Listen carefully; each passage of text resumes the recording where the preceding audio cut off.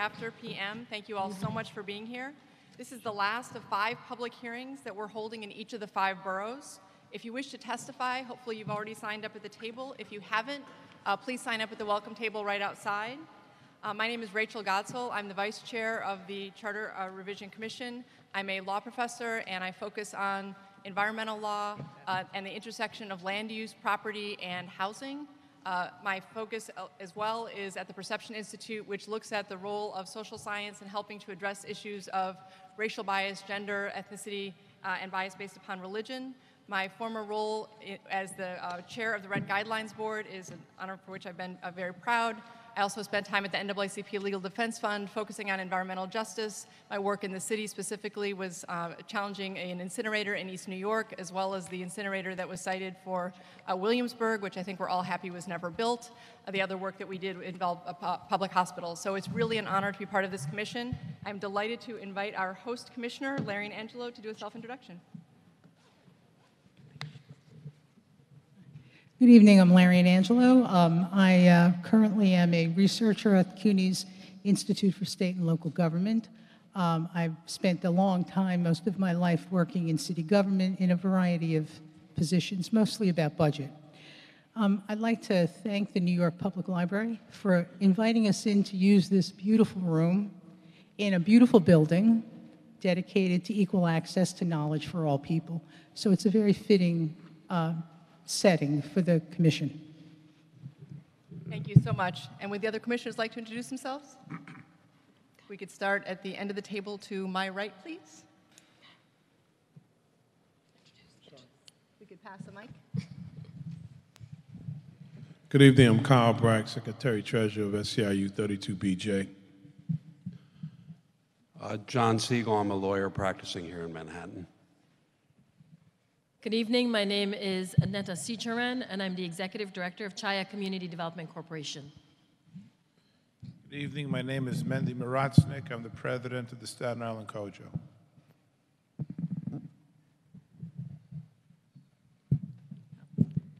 Hello, my name is Wendy Weiser. I direct the Democracy Program at the Brennan Center for Justice at NYU School of Law, and I want to thank all of you for coming this evening. Good evening, my name is Dale Ho, and I'm the director of the ACLU's Voting Rights Project. Our work is dedicated to making voting systems and elections more open, accessible, and fair, and I look forward to hearing ideas from folks in this room about how we can do that in New York City. Good evening, my name is Deborah Archer, and I'm a law professor at New York Law School. So again, thank you all so much for being here. As you may know, because you're of course focused on this issue, every mayor has the opportunity to appoint a charter revision commission to review the city's charter, essentially the Constitution for the city of New York. Our role here is to listen to the people who come to the meetings, to read comments, to listen to people who have expertise on different issues, but essentially to really have an opportunity to coalesce all the ideas people have about how the New York City Charter is working and what issues of concern you may bring to us. The role of the commission then will be to come up with recommendations to amend the charter. These recommendations will be presented to voters in November. The commission is called to review the entire charter, so we can look at any portion of the charter, but every mayor who's appointed a city charter commission has had a particular interest, and as I'm sure many of you know, Mayor de Blasio is particularly interested in how democracy works. He's looking for us to engage you on questions of how our elections ought to be held, how much money should be involved, how we can get more people to vote, and ultimately how to make the city more democratic. And so the opportunity to hear from all of you about this at this early stage of the game is really critical to this process, and we're again very enthusiastic that people are sufficiently interested to be here on a weeknight, and this is again a wonderful turnout. We've conducted extensive outreach in advance of this meeting. Of course, we followed all the required notice protocols and public notice in the city record. There have been hearing notices on the commission's website, and we invite you to review that if you haven't, nyc.gov/charter. There have been blast emails sent to thousands of New Yorkers. There have been notices to every major New York City media outlet, community news outlets and news outlets that are focused on particular community boards and ethnic newspapers, community boards and community groups. It turns out we have entered the social media world, and we have a Facebook and Twitter recommend that you follow us on Twitter. I'm sure we're very amusing, and we'll certainly try to be, at NYC Charter. The Commission will continue to ensure its outreach is as broad and deep as possible, and certainly if you have suggestions on that front, we'd be delighted to hear them. This meeting is being live streamed at nyc.gov/charter. We've posted videos of our initial meetings as well as our first two hearings in Staten Island and the Bronx. There are transcripts as well for those of you who would prefer to read, and we'll continue to post videos of all of our public meetings and hearings as soon as possible on our website, as well as, again, transcripts as they become available. Tonight we have sign language interpreters and other listening devices available, so again, we want to make sure that everyone is able to participate. We have Spanish language interpreters and headsets available, so if you, again, would like to listen to this hearing or testify in Spanish, we very much want to make that possible. So the next steps for the Commission are to have a number of additional hearings as well as a public meeting to discuss topics for expert panels. Those will be held in June. And then there will be public testimony that's, so again, now focused on tonight. This is a public hearing, and so the goal here is to have anyone who would like to speak have that opportunity. As you know, again, as I've said, this is about the Charter, and comments are open to any aspect of the Charter. As I've said, please make sure that you signed up at the welcome table. In order to have an opportunity to listen to everyone, we will have a clock which provides 3 minutes per speaker. There will be an opportunity for commissioners to ask questions. If you are from an organization, please assign one representative from each group, organization, or institution to speak on behalf of the entire institution, because again, the goal is for everyone to be heard. Each person who wishes to speak will be afforded an opportunity, no matter what time you arrive at the hearing. We will have a structured order of testimony, elected officials, if there are any, representatives of organizations and individuals, and we will, again, provide commissioners an opportunity to comment or question to bring to the floor, and we remind commissioners to identify themselves before speaking. And so, again, thank you so much for being here, and we would like to identify any elected officials and offer them an opportunity to testify. Councilmember. Okay, so we will first have Elias Holtz. Mr. Holtz.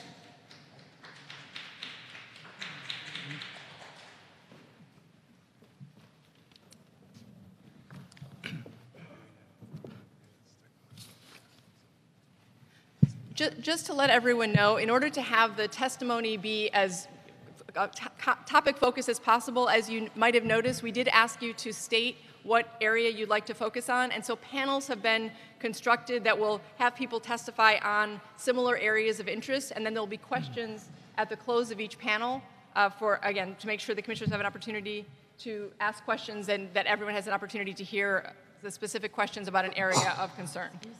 Bless you. So we'll have panels of 4 to start. And again, Mr. Elias Holtz, the Steering Committee for the Campaign for an Elected Civilian Review Board. After Mr. Holtz, we'll have Juanita Young from Mothers Cry for Justice, Alexis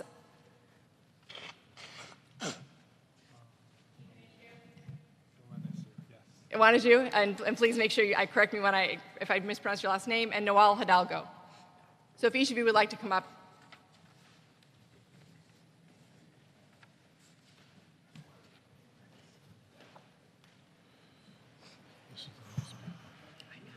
Brooklyn wasn't bad.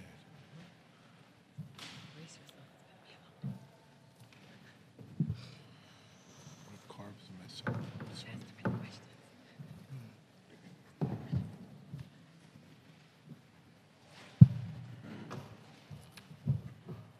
Thank you so much. Mr. Holtz? Greetings, Commissioners. My name is Elias Holtz, and I'm on the steering committee, as you said, of the NYC Campaign for an Elected Civilian Review Board. We are a coalition of over 25 organizations and prominent individuals, and we're representing feedback from New Yorkers from over 3 years of neighborhood organizing. We're here to urge you to present to voters an amendment for an empowered and elected civilian review board and an independent special prosecutor over the police. As you know, we're in the middle of an accountability crisis with the NYPD. BuzzFeed News recently published an investigation in early March that found hundreds of NYPD officers who were guilty of serious misconduct like brutality, sexual abuse, lying on official reports, and perjury. These officers were not meaningfully held accountable and remain in the department. It's nearly 4 years since Eric Garner was killed and almost 2 years since Delron Small was killed, yet the officers responsible for the killing and misconduct in those cases haven't been held accountable. Our current Civilian Complaint Review Board is supposed to hold police accountable. However, its hands are tied. As many of you know, the CCRB decisions only amount to a recommendation to the commissioner, who can then reduce the penalty or throw it out entirely. In 2017, 73% of disciplinary recommendations by the CCRB's Administrative Prosecution Unit were either reduced or flat out ignored. This fundamental conflict of interest, where the police are expected to police themselves, is a total roadblock to justice, to transparency, to accountability. It's absolutely unacceptable that those who are paid to serve and protect have open season on the populace with no real consequence. This is an insult to justice, to all of us who are accountable under the law. We need real reform now, and that's why we've written a charter amendment for an elected civilian review board and independent special prosecutor. This charter amendment is simple. It makes our current appointed board elected, and then empowers that elected board to make binding decisions. So instead of recommendations, after in-depth investigations and full due process for officers involved, officers found guilty of misconduct are held accountable with binding discipline. There's no overturning, watering down of those decisions by the commissioner. In addition to a review board for police officers involved in criminal offenses, our charter amendment establishes an independent special prosecutor's office whose sole duty is to investigate and prosecute those cases. This clears up the conflict of interest that the DA's office has when they're prosecuting their coworkers, the police. We've drafted this charter amendment and have copies for the commission that I handed out to staffers. This crisis of police accountability in our city demands a big solution, the type of solution a charter commission has the duty to bring. We think a review of the city charter without addressing the police accountability crisis, we believe, is an incomplete job. We urge this commission to hear the call of the community to be leaders in the fight for police accountability. Bring this change to the voters of New York, because without an empowered mechanism to hold police accountable, we're really only waiting for another death in the headlines. Thank you. Thank you so much for your testimony. Mr. Hidalgo?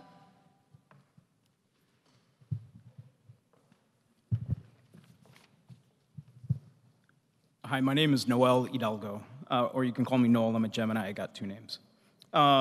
It's an honor to have this opportunity to represent New York City's civic technology, design, and data community. I'm the executive director of Beta NYC. We're a member-driven good government organization. And in 2009, a group of concerned citizens started meeting to talk about the future of municipal open data. In 2012, we joined with Councilmember then Gail Brewer to support the city's open data law. And over the last 6 years, our 4,700 plus members have fought to improve people's lives through technology, data, and design. In 2014, we published the People's Roadmap to a Digital New York City and outlined the need for our government to adopt modern, agile, digital practices to be efficient, participatory, and transparent. Additionally, we outlined 34 different ideas that ended up producing 9 new laws. And these laws have strengthened the city's open data program and have helped shape the charter provisions around data and information sharing. Based on our work with the Manhattan Borough President, Gail Brewer, and Manhattan's 12 community boards and feedback from our over 4,000 members, I want to identify 3 core areas that this commission can use to improve our collective democracy. First of all, government should be digital. Second, digital and data literacy are core elements to a 21st century democracy, and we need active civic participation beyond the ballot box. The testimony that's written has a number of recommendations, and I'll just briefly go over these. First of all, paper and PDFs are super expensive. They limit access and privilege only the few. So we would love to see the city charter enable or enshrine that all municipal information should be accessible to all, regardless of device. We also need to rethink how the charter kind of delegates power out to the different agencies around technology and data. So far, we have DCAS, we have Do It, and then there are a number of provisions that are within the charter that say please do something with data and technology.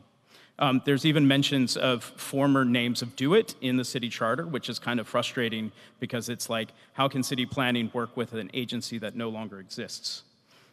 We highly recommend that anything that's within the city charter actually reference the piece of legislation that we got passed around the city record, so that way data is available in a non-proprietary machine-readable format and a human-readable format that's capable of being downloadable in bulk.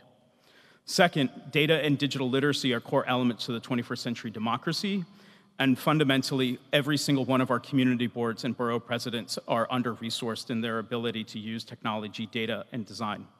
Second to that, there is a provision within the city charter that talks about COPIC, the Commission on Public Information and Communication. And in its 29-year history, it's met less than 29 times. It's charter mandated to meet once a year. It would be great if we could figure out how to revive COPIC or at least move its powers to another agency. Lastly, ideally, we move civic participation beyond the ballot box. That being said, Do It is currently not charter mandated to respond to community board district needs, and it would be great if Do It can actually respond to community boards and be able to facilitate their technology, data, and design needs. And it would be great if community boards were mandated to be transparent as to whom is on the board, how long have they served, who is on which committee, and a general sense of how to communicate with them. Right now, there's next to zero transparency within community boards. Thank you so much. Thank you. Ms. Young?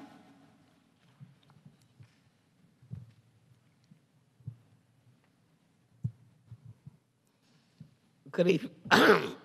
Good evening. Good evening, everyone. My name is Juanita Young. I'm with the Mother's Cry for Justice. My son, Malcolm Ferguson, was murdered in New York by the NYPD in 2000. And going through the process of finding out what happened with my son, I had to deal with the CCRB. Through the years, I've been out here for the past 18 years dealing with other families that also dealt with the CCRB. And we got very, very little results. We know the CCRB answers to the mayor and to the commissioner. We're saying take the CCRB out of the hands of the mayor and the commissioner. Let the people elect an independent person that would have to answer to the people. You see, when something happens with the NYPD and the mayor's involved, what happens? The NYPD stands up with the mayor. No, it's not fair to the families that have to deal with such a tragedy of losing someone and then having to find out the answers, and we don't get no answers because of who we have to deal with. If we're saying if there's an independent person, the person is elected from the CCRB, I feel, and many other families feel, the results might be better. Because why do we have to suffer pain unnecessarily, and then the people that's supposed to serve and protect us are protected by the mayor and by the commissioner? When is it going to take people to wake up and see the system is not working? It's time for the people to say, give us an independent elected review board and give equal opportunity to the victims. Thank you.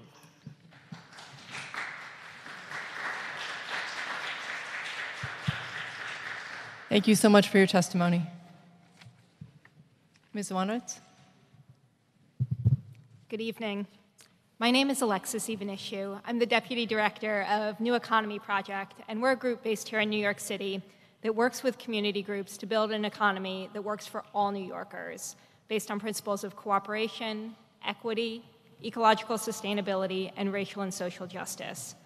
For more than the past 20 years, we've coordinated coalitions and campaigns that work to eliminate discriminatory economic practices that perpetuate inequality and poverty and segregation, and to promote cooperative and community-led development through community land trusts, non-speculative housing, worker and financial cooperatives, and other strategies. We see this charter review process as representing a really important opportunity in a moment of compounding crises in the world, ecological, economic, political, for New Yorkers. We urge the Commission to take bold action to defend New York and its residents against these growing attacks and to advance equity, resilience, transparency, and accountability in the city government. We specifically urge the Commission to advance a city charter that incorporates economic democracy in housing and land use, public finance, and our economy as a whole. By economic democracy, we mean a paradigm for development that prioritizes the public good and puts New Yorkers and their communities in the driver's seat rather than wealthy investors and developers. Now, specifically, we believe the Commission should prioritize making charter revisions that first enshrine a right to housing for all New Yorkers and support strategies to achieve this. And some examples include that the disposition of public land and housing should prioritize public benefit over profit, ensure long-term affordability, and prevent the extraction of public subsidy from affordable housing. We also believe that the Commission should prioritize the establishment of a municipal public bank for New York City to hold public deposits and make loans and investments that benefit all New York City communities. The charter right now establishes a 3-member banking commission that sets criteria for what banks the city will do business with. And right now, New York City has billions of dollars on deposit with Wall Street banks that redline New York City neighborhoods, extracted untold millions of dollars during the financial crisis, are contributing to climate change through financing fossil fuels, and so much more. The Charter Commission should also revisit the Banking Commission structure and strengthen standards for institutions that the city does business with overall. Finally, the Commission should support the creation of democratically controlled, community-led strategies for economic development, including through supporting cooperative financial institutions, housing, businesses, and more. As a key first step, the Charter Revision Commission should consider the creation of a New York City Office of Cooperative Economics to explicitly support these fast-growing sectors of movements and to coordinate learning and support across New York City agencies and programs. Analogous offices have been widely successful in cities around the world. Not to mention that New York City is home to more than 2,000 and growing cooperative institutions. Just to wrap up, a city charter rooted in economic democracy would not only advance racial and economic justice in New York City neighborhoods, but would also strengthen the city's ability to address serious challenges ranging from the federal government to climate change in the coming years. Thank you so much for the opportunity to testify. Thank you for your testimony. Would any commissioners like to ask any questions?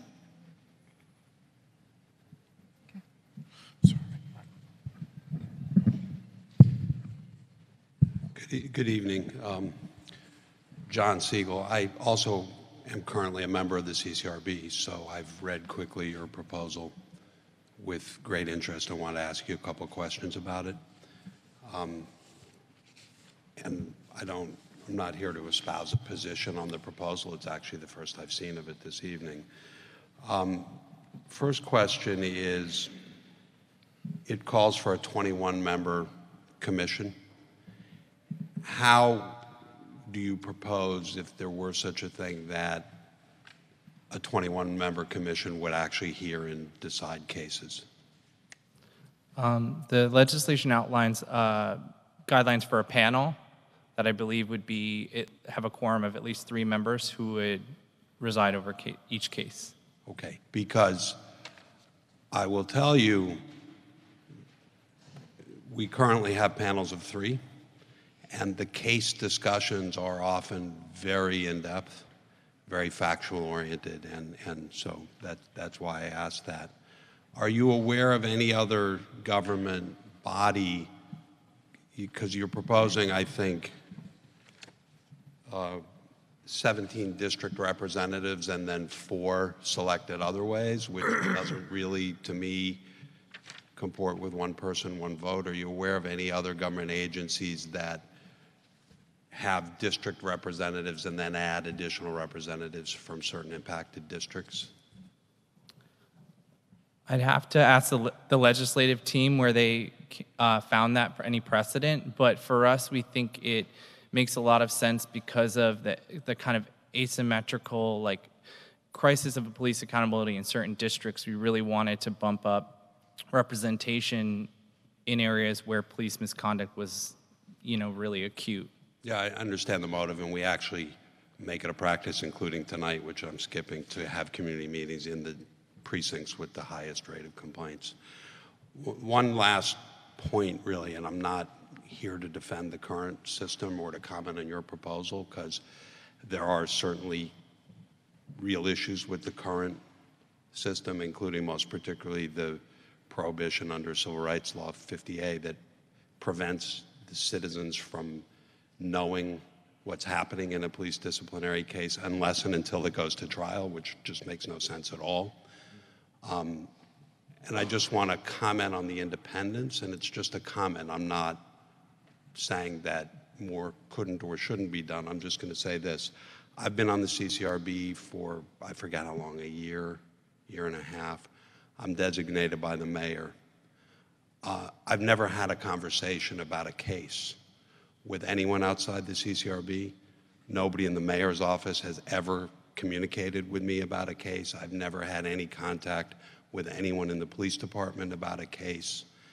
And I understand perfectly fair game to question how people are appointed and what that means about independence, but I'm certainly sure that the factual determination case by case at this point is being done independent of any political pressure or oversight, for what that's worth. Appreciate your interest, and we'll read your proposal more carefully. Thank you. Any other questions by commissioners? I just had a few questions as well about the proposal to establish an elected civilian review board. It's the first time I've heard of this idea too, so I'm just trying to understand some of the ideas here. I notice in the proposal about how to form the 17 districts, it looks like specific city council districts have been chosen to cluster together. It's not just sort of numerically 1 through 3 and then 4 through 6 and then 6 through 9. I was just wondering how the decision was made to cluster particular city council districts together for purposes of formulating the districts for this proposed board. My understanding is that it was just geographical. And as I referenced earlier, the assignment of extra representation for certain districts would happen for districts like really under a lot of strain of police misconduct. So like East New York, certain areas of Staten Island. Part of the reason I asked the question is one of the things that when I look at a districting plan that I think about is whether or not the plan will give adequate representation to different communities, particularly communities of color, and I was wondering if that had played into the decision to put these particular city council districts together as opposed to these. But you're saying it's just geographic proximity. There hadn't been any sort of demographic analysis of the different city council districts to see what happens when you aggregate them together in threes? I think our legislative team would be happy to answer that question with more clarity. I'm not sure exactly their criteria. And then just one last question. I'm sorry. I notice you proposed to exempt elected board members from term limits under the city charter, and I was just wondering what the thinking was behind that. Yeah, so we think in this type of community-driven effort, in highly politicized races, we wanted to really prioritize community-run people, and we think that term limits can hinder grassroots efforts to really get everyday people elected. So we thought once, it takes a lot of resources for a community to run someone and for them to succeed. So if they're doing a good job, we think the continuity helps the board become effective. Thank you. I was hoping you could talk a little bit more about what an Office of Cooperative Economics would do and how that will help address economic inequality. Sure. So to start off, we'll be submitting written testimony too, so we'll definitely elaborate a lot more then. But there are a few things that an Office of Cooperative Economics will do. One is to coordinate across, right now, various city agencies and nonprofit initiatives exist to support cooperative development in New York. So the idea is to get everything under one roof and coordinated, and there's some really strong examples in other cities, including Montreal and Barcelona, where those cities have created those offices to great success. And more generally, we believe that cooperative economic development, worker cooperatives, financial cooperatives address issues of racial and economic justice effectively because they are controlled and led by the workers, by their members, and so the institutions operate for the benefit of the people who are participating in them, rather than being top-down. So, does that help? Thank you. Any additional questions? Thank you all so much for your testimony.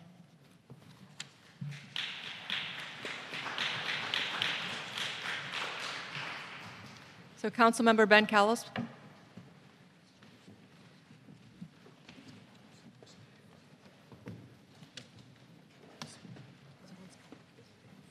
Thank you so much for testifying. Thank you. It's been a while since the shoe's been on the other foot. Good evening. I'm Councilmember Ben Kallos. That's at Ben Kallos, Kallos, on Twitter. Since it's, I will say, just to begin, your executive director can testify to this, but my number one priority is and always has been campaign finance reform. Since its inception in 1988, New York City has had the model campaign finance system in the country. It's a system that has survived court challenges. It's been strengthened and perhaps weakened by legislative changes and helped candidates like me compete and get elected. It's a system I am invested in protecting and improving upon during my time in the City Council, but no system is perfect, especially not one as complex and impactful as the campaign finance. There is room for improvement. I offer to this commission proposals large and small that will create a fairer campaign finance system by shifting the balance of power away from the wealthy and well-connected back towards the people it was designed to serve.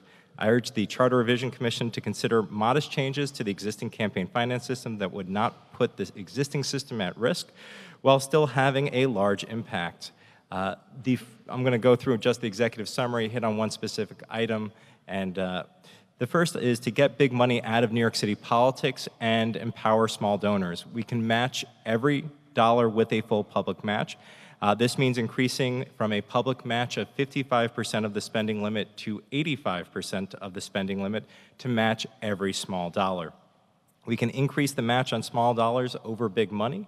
So that would mean matching small dollar contributions of $100 or less at a higher rate than the larger contributions.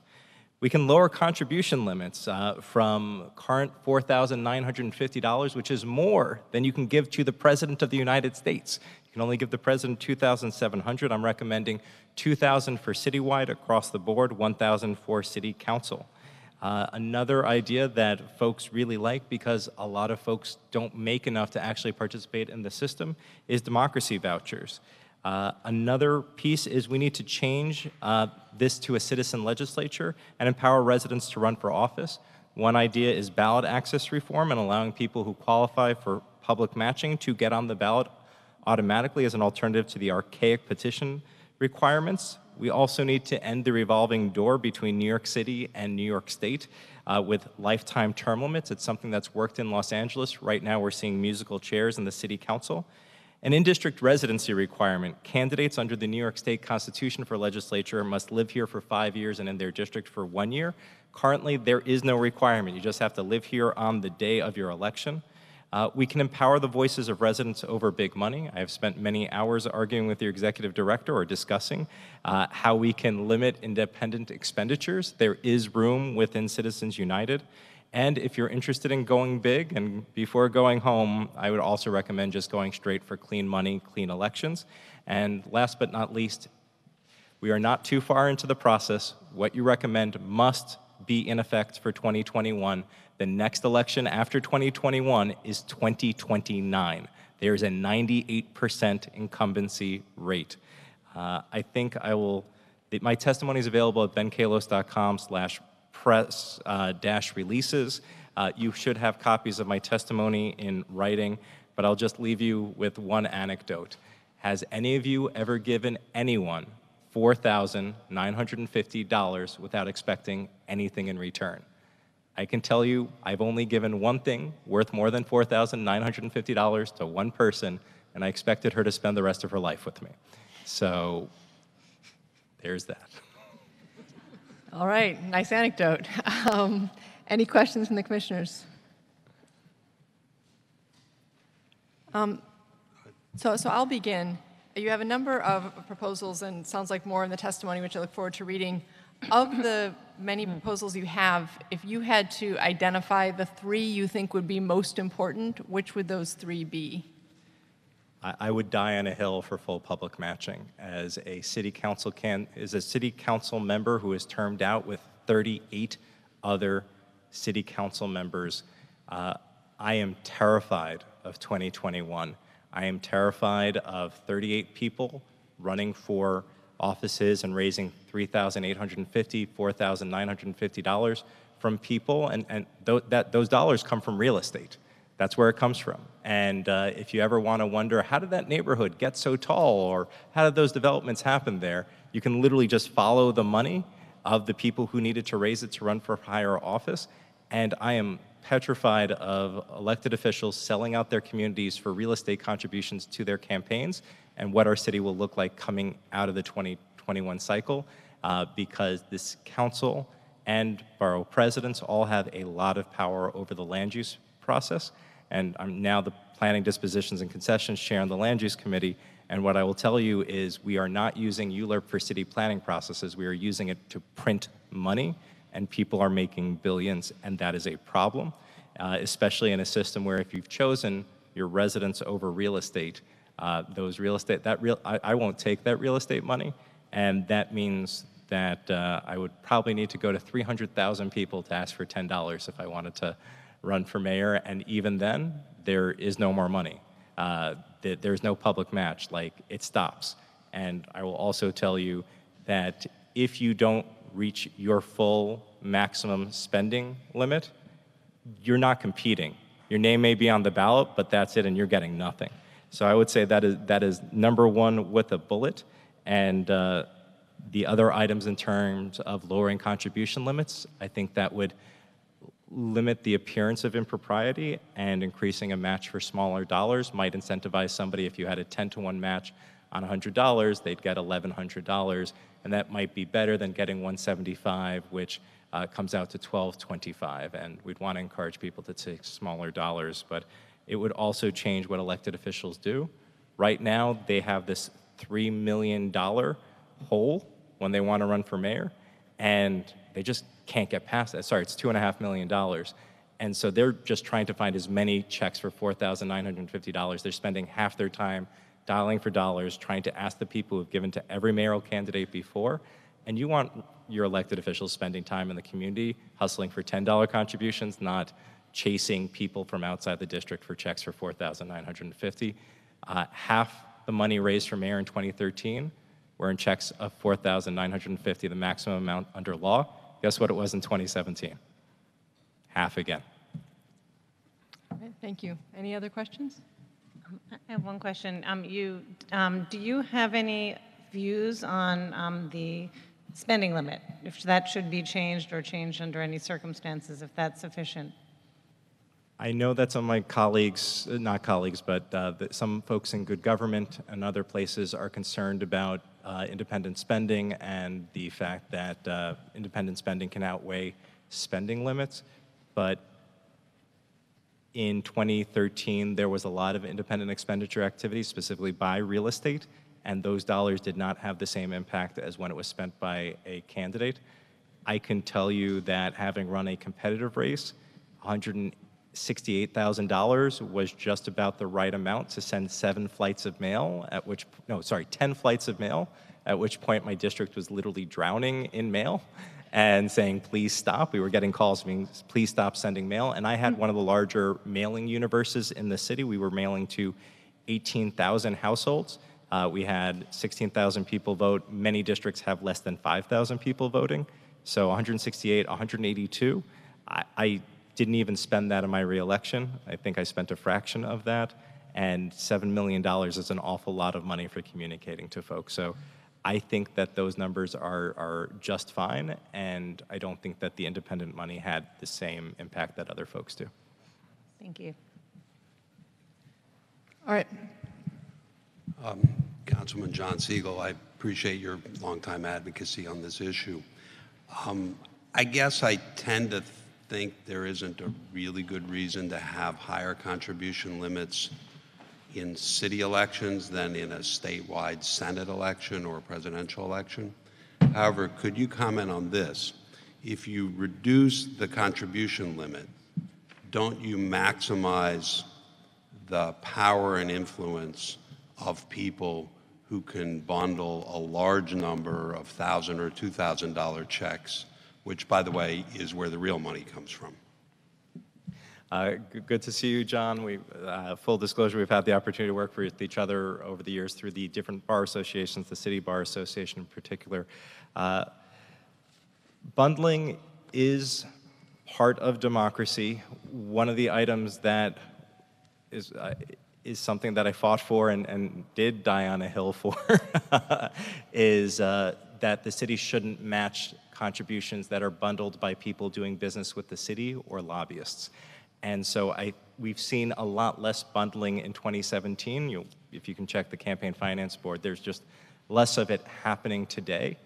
If you create a full public match, and this is going to get really esoteric very quickly, whenever you raise more money than is in the maximum spending limit, you end up paying it back to the city.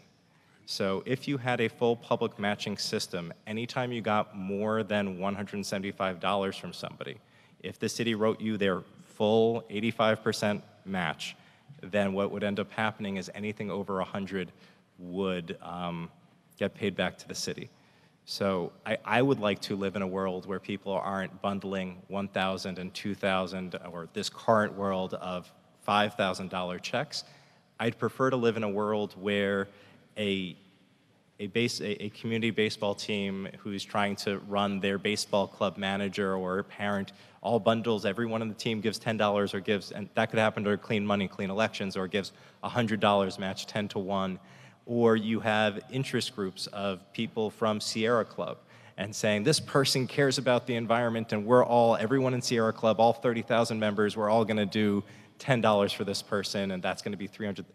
I think that's how democracy should work, and I think in terms of Lawrence Lessig, whose work I'm a big fan of, puts it, membership organizations are very different than special interests, because in special interests you've got money, where one person with a lot of money can have a larger voice than many people with small dollars. So I would hope that you do see bundling, but from smaller amounts from many more people in communities of interest. Thank you. One last question. Hi, Councilman. How are you? Good to see you. I thought I heard you say that you were somewhat troubled by elected officials after their term limited in the city go to the state and vice versa. Was I clear on that? So I ran against a sitting assembly member. They ran as an incumbent. Nobody wanted to support me, and we won. And I am not a fan of seeing people play musical chairs. So to my north, one of my colleagues, Diana Ayala, had to run against an assembly member, and we won. But I know that Antonio Reynoso ran against an assembly member, so did Carlos Menchaca. So you can win. In my case, there was a scandal that happened to the assembly member. In other cases, it was an uphill push, but in every other case in 2017, you saw the assembly members coming in as virtual incumbents, raising and spending in one case, I think they spent $1 million. And if you have these musical chairs where people are going back and forth, the communities never get an opportunity to have other representation, and it kind of defeats the whole purpose of term limits. And so Michael Malbin was talking about how in California people go from the state assembly to the state senate to the city council, which is the highest paid both here and in Los Angeles, and then they move on, and the community gets people who are moving through the ranks. I don't think that the city is well served by people playing musical chairs. And I think, I believe in a citizen legislature, and it changes the way you make your decisions. If you're making decisions as an elected official based on where am I getting campaign contributions, or what's my next job in government or in real estate, which is far too many elected officials end up in real estate afterwards, or what's my next elected official job, what can the county organization give me? That's a different sort of elected official than you want. You want somebody who has a profession, is from the community, and when somebody threatens them and says, if you do this, we won't support you for that office. If you do this, we won't support you, we won't give you campaign contributions. If you do that, we won't give you a job in the administration. If the person's like, that's fine, I'm a lawyer, I'll go back to practicing law and make a lot more money that way, and I can sleep at night, I think that's a good thing. But musical chairs is bad for democracy. So could you just, a specific proposal, how would you do that? You get to serve for 2 consecutive terms in an office, period, end of story. And because of the redistricting coming up in 2020, you would just have to say that for the definition of the district, it would be somewhere where there's 50% overlap. Because every redistricting, you could argue, well, the district's changed, and so you would just say no if it comprises 50% of the same people. But it just, you get to be a council member once for 2 terms, you get to be a public advocate once for 2 terms, borough president, so on and so forth, and that you don't have folks coming back. Thank you so much, Councilmember. Thank you for everything that you're doing, and I can't wait, and I tried to get this done through the city council last term. I'm trying again, and I hope to beat you to the punch and to the ballot in November, but if not, let's just make it happen however we can. Thank you. Thank you. So we'd like to invite Nancy Hawks, John Opioke, Alvador Frazier, and Alex Camarda. I'll repeat that, Nancy Hawks. Hanks, I'm sorry.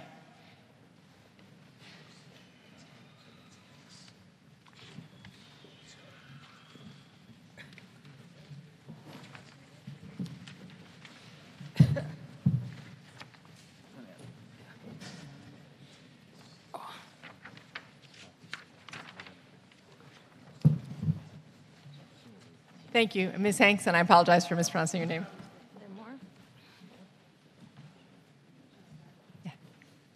Could someone hand Ms. Hanks the microphone, please? Did you want that? Hello, I'm Nancy Hanks.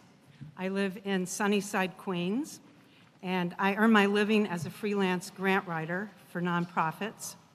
I'm a lifelong community organizer, the coordinator of the Queens Independence Club, and I am an American revolutionary. I stand for and will always stand for no taxation without representation. As a registered independent in New York, I am required to pay for partisan primaries in which I am not allowed to vote. We have a system in which certain voters are allowed to vote in the first round of a publicly funded election process, and others are not. It's wrong, it's unfair. Since I pay my taxes, which fund partisan primary elections, I should be able to vote. No one should be forced to join a party just to be able to vote. Every American believes in our founding principle of no taxation without representation, and we need to enforce that principle today. This commission could create a proposal for nonpartisan municipal elections to be voted on by the people of New York City, asking whether everyone should be allowed to vote in the first round of voting, regardless of whether they are registered to vote in a party or not. I'm a strong believer in the rights of political parties to organize, and even their assertion that as private associations, they should be able to decide how their nominees are chosen. However, they shouldn't have it both ways. If they function as private associations, then our collective tax dollars should not fund their private activities. Taxpayer funds should be used to benefit all our citizens and should fund an election process that benefits and includes all voters. How do we justify funding a primary system in which the taxpayers fund Democratic and Republican primaries in New York City at a moment when there are over 1 million independents in the city, which, by the way, is 300,000 more independents than Republicans in the city? Thank you. Thank you. John Opio, and please, everyone, correct me if I mispronounced your name. Yes, good evening, commissioners. My name is John Updike. I'm the president of Open Primaries, which is a national advocacy group working to enact and protect open and nonpartisan primary systems at the municipal, state, federal, and presidential levels. Opponents of nonpartisan elections have frequently, they push back against advocates like myself by asserting, as Nancy said, that political parties have this unalienable right to determine who can and who cannot participate in the selection of their party nominees. We've already heard this at prior hearings. And to be fair, these opponents are on legal ground. The Supreme Court itself has ruled that when the purpose of a primary is to select a party nominee, the parties can determine who can and cannot vote. But this argument, this party rights argument, is actually a misdirection and has nothing to do with your charge to improve democracy in New York City, and let me elaborate on that.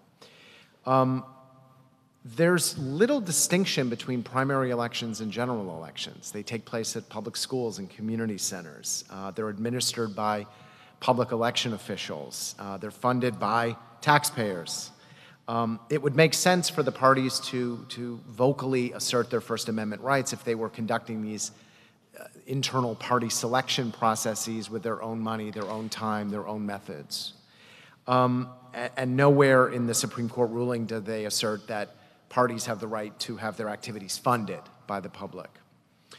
And also in New York City, the primary is the election. Let's just be very clear about that. In 90% of the races in New York City, the definitive election is the September primary, not the November election. 9 out of 10 New Yorkers live in a neighborhood in which the September election, not the November election, decides who will represent them in City Hall and on the City Council. And that is how it is, and a growing number of New Yorkers are legally barred from participating in that process. One final, or two final points.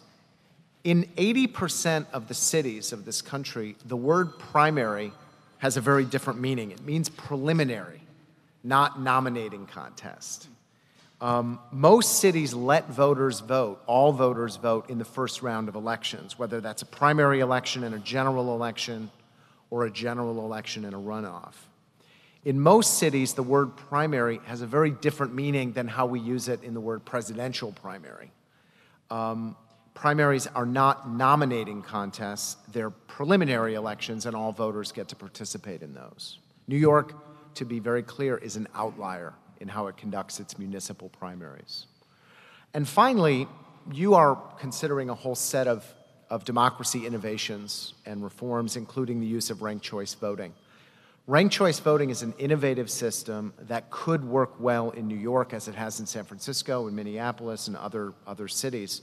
But it's important to note that ranked choice voting has been enacted in cities that already have an open and equal system.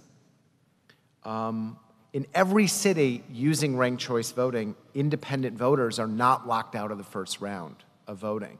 So ranked choice has been implemented by local reformers looking to improve systems that already treat voters equally. So my recommendation to you is that you give ranked choice voting and other reforms and other innovations and projects a fair chance by pairing them with measures to create a level playing field for all voters and candidates and end this discrimination against independents. Thank you so much. Thank you. Alvin Frazier?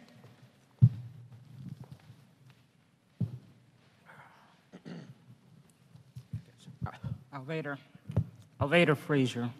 Alvader. Thank you, Ms. Say it with me. Alvader. Alveda, I'm with you. Thank you, Ms. Fraser. All right. Good evening. Thank you, commissioners, for the opportunity to address you tonight. My name is Alvader Frazier, a longtime activist and independent political leader living in Harlem. I was active in the civil rights movement in my youth. I worked in the historic 1988 independent presidential campaign of Dr. Lenore B. Fulani. I also worked very hard in 2003 in the 2003 attempt to pass nonpartisan elections for the city of New York. I speak to you tonight as a leader of the New York City Independence Clubs. In New York City today, there are over 1 million voters who are independent of the Democratic or Republican parties.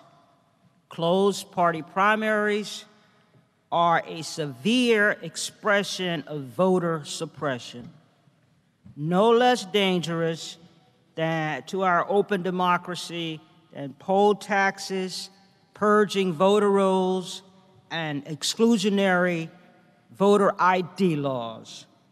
After the 2016 national presidential elections, New York State was called one of the most draconian and outdated electoral systems in the whole of the United States. Let me tell you some facts about New York City and who New York City's independents are. 25% of New York City voters under 30 are independents. 10% of African American voters and 16% of African American voters under 30 are independents. 17% of Latino voters are independents, with 25% of Latino voters under 30 registering as independents. 34% of Asian voters are independent, with 36% of Asian voters under 40 becoming independents. In New York City today, there are 384,880 more independent voters, so-called blank voters, than there are Republican voters. Yet we are barred from casting meaningful ballots in any primary. And in over 90% of these races in this city, the winner is determined by the outcome of the primaries. Since taxpayers pay for the primaries, independents face taxation without representation. We have fought for centuries in the United States for full voting rights for the African American community, for women, and the fight is now focused on allowing independents to have full voting rights. No American should be forced to join a political party in order to be able to vote. This Charter Revision Commission could lead the way for independents to be fully included in our city elections through placing nonpartisan municipal elections on the ballot for the voters' consideration. I urge you to follow most major cities in the United States that use nonpartisan elections and give every New Yorker the right to participate fully in the voting process. Thank you. Thank you so much. Mr. Camarda?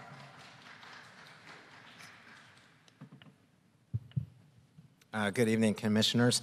My name is Alex Camarda. I'm the Senior Policy Advisor for reInvent Albany, and I'm here tonight to discuss 6 recommendations we have on campaign finance reform and 1 recommendation we have pertaining to voting. Our first recommendation on campaign finance reform is to consolidate the very disaggregated and fragmented system in New York City for overseeing not only campaign finance, but ethics and lobbying and elections.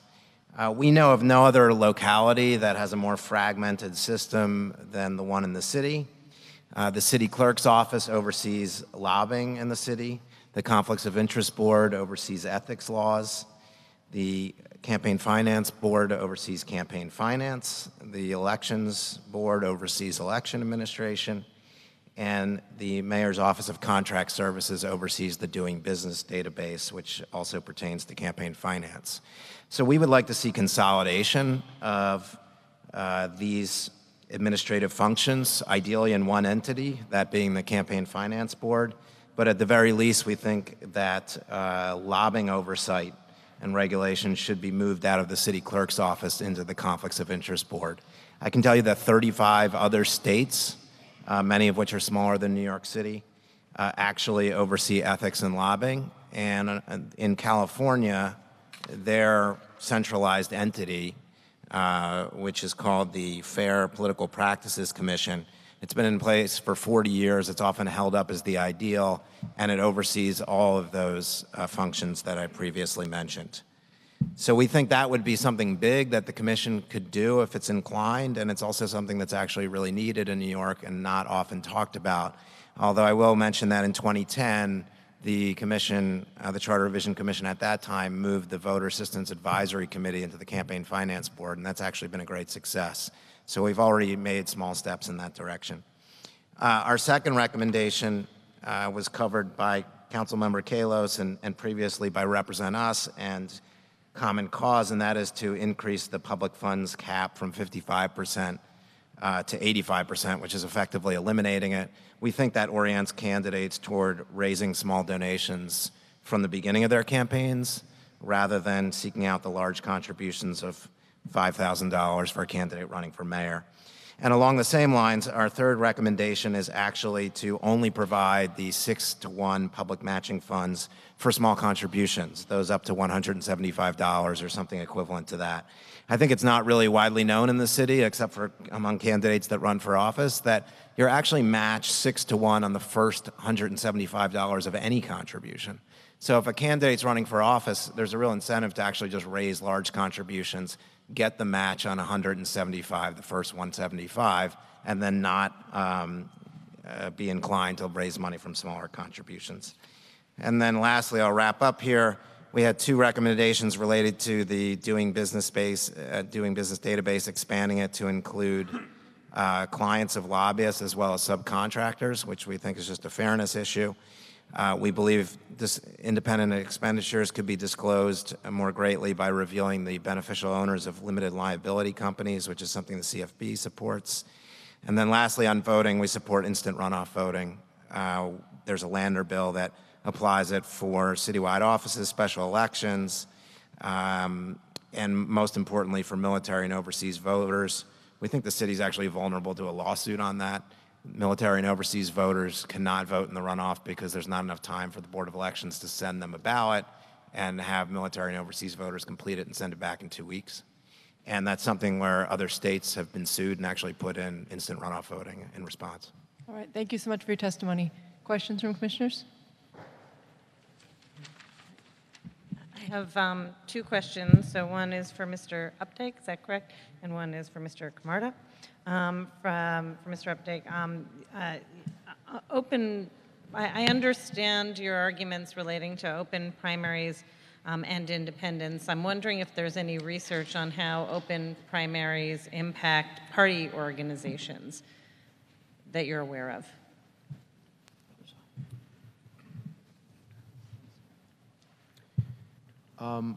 Political parties do wonderfully under a nonpartisan system. They organize, they raise money, they recruit candidates, they promote issues. There's absolutely no barriers to political parties fully participating in all the ways that they're designed to do. I think the biggest difference in a nonpartisan system is that those candidates representing those various parties are free to take their message to the total electorate instead of just members of their own party. And that process, I would argue, is very beneficial and very healthy. But political parties themselves are in no way discriminated against by a nonpartisan system. It's much more about giving voters equal access than curtailing the First Amendment rights of political organizations, be they parties or any other type of political organization. A question for Mr. Camarda. You indicated that moving the Voter Assistance Advisory Commission into the Campaign Finance Board was a success.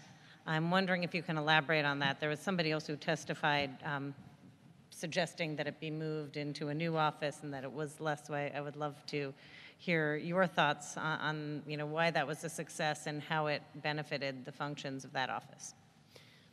The Voter Assistance Advisory Commission put out a report in the last week that details all of their work, and it revealed data that I've never seen before for the city, showing trends in communities, voter registration, and they did an extensive outreach campaign and have done research on why people don't vote. I don't believe anything was done like that with that level of depth by the previous committee. And I think it speaks to the value of consolidating these functions with one entity, which is you have economies of scale, you save the city money, you pool expertise from people who work in this field generally. And I think all of those things are beneficial not only for providing voter assistance and citizen engagement, but also for ethics and campaign finance and lobbying enforcement. And do you have a position on the proposals that have been raised for like an Office of Civic Engagement, and how might that relate to some of these consolidated functions that you refer to? I mean, that's not something we've looked at in particular. I mean, we have looked at the other states and other places, and it seems that many places consolidate these functions, at the very least ethics and lobbying oversight. Mm-hmm. So I think that would be a good first step. As I mentioned, I think California is held up as the ideal, but there are other states and localities that actually have many of these functions under one roof. Thank you. Any other questions? Yeah, Alex, could you explain to me what the proposal you mentioned was about LLC ownership disclosure? Sure. So I should really give credit to the Campaign Finance Board for this. I mean, they put out a post-election report every 4 years that has recommendations in it, and we obviously go through those and take a close look at them, given their expertise. And so for independent expenditures, the most that we can do because of Citizens United and court cases that preceded it is, we can require robust disclosure. And what we find is that with independent expenditures, some independent expenditures, the donor that's revealed under the city's system is just an LLC, a limited liability company. And so we don't know who the parent company is for that LLC, or we don't know who the beneficial owner is of the LLC. And the CFB has independently done analyses that are in their 2013 report, for example, but it takes time. The information is provided after an election cycle, so it's not useful to voters before they vote. And we know that in state election law, there are provisions that say the true donor of the contribution must be provided. And so we think requiring that, to the extent the city can do so legally under the law and the charter, is something that would be consistent with state election law. Thank you. Any other questions? Thank you all so much for your testimony.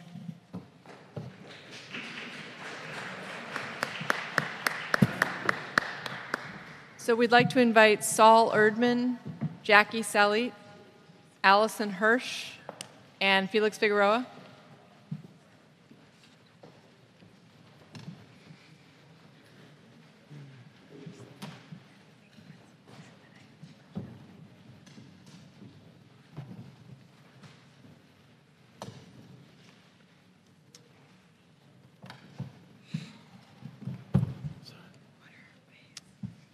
So Saul Erdman, please.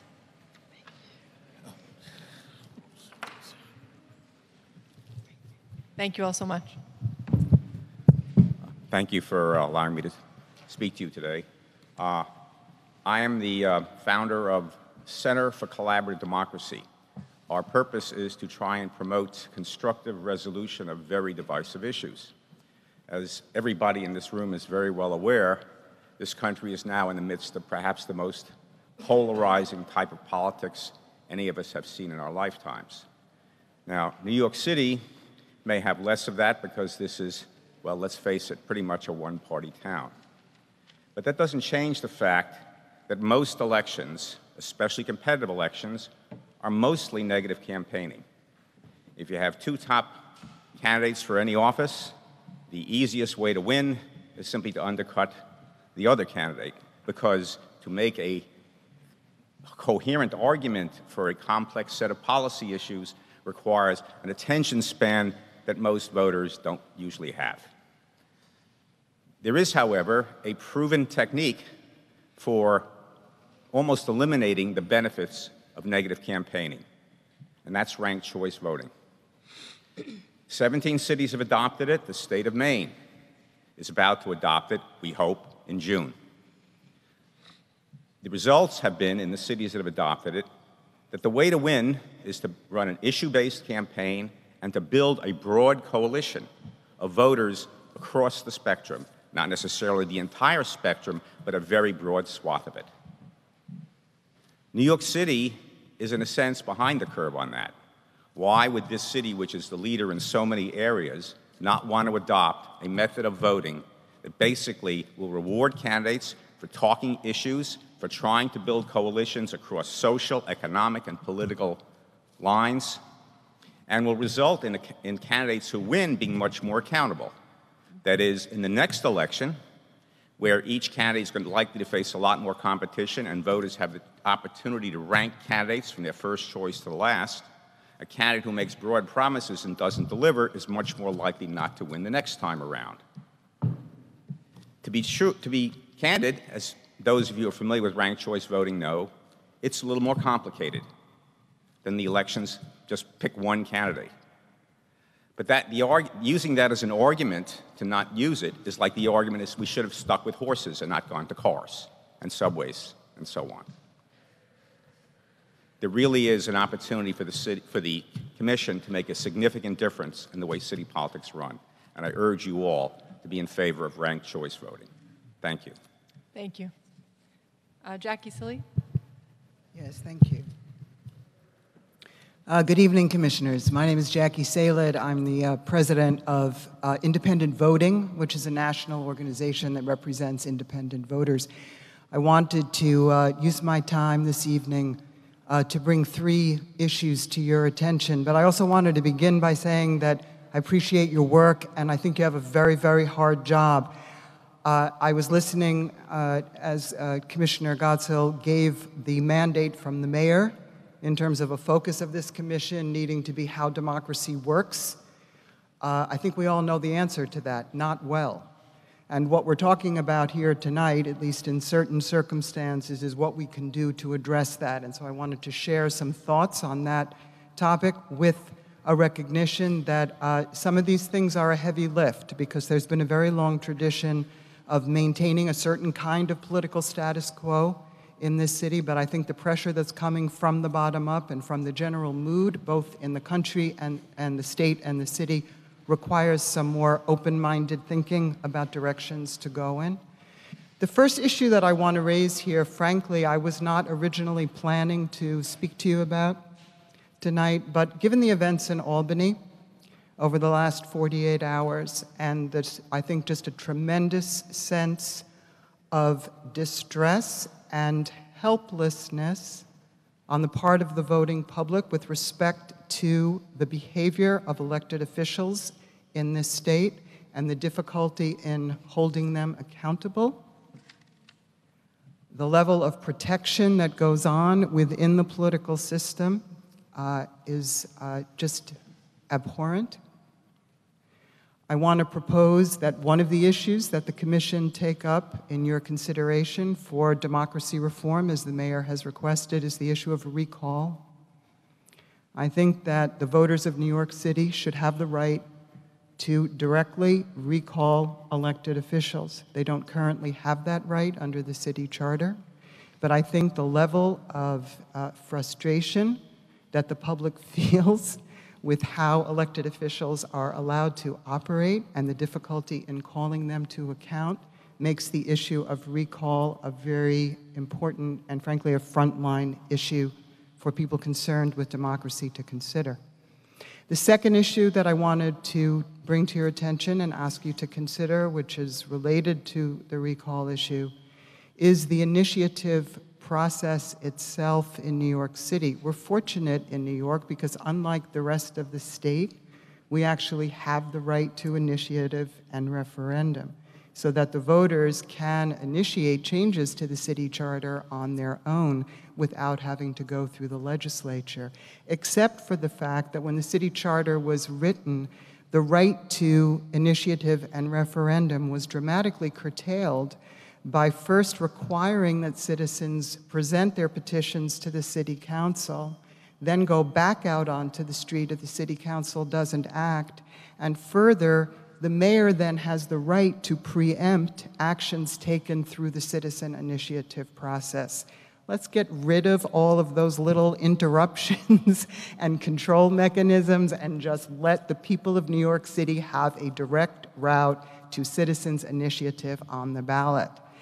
The third question that I want to raise for you, very briefly, the prior panel spoke extensively about the question of nonpartisan primaries and open primaries, the independent voter.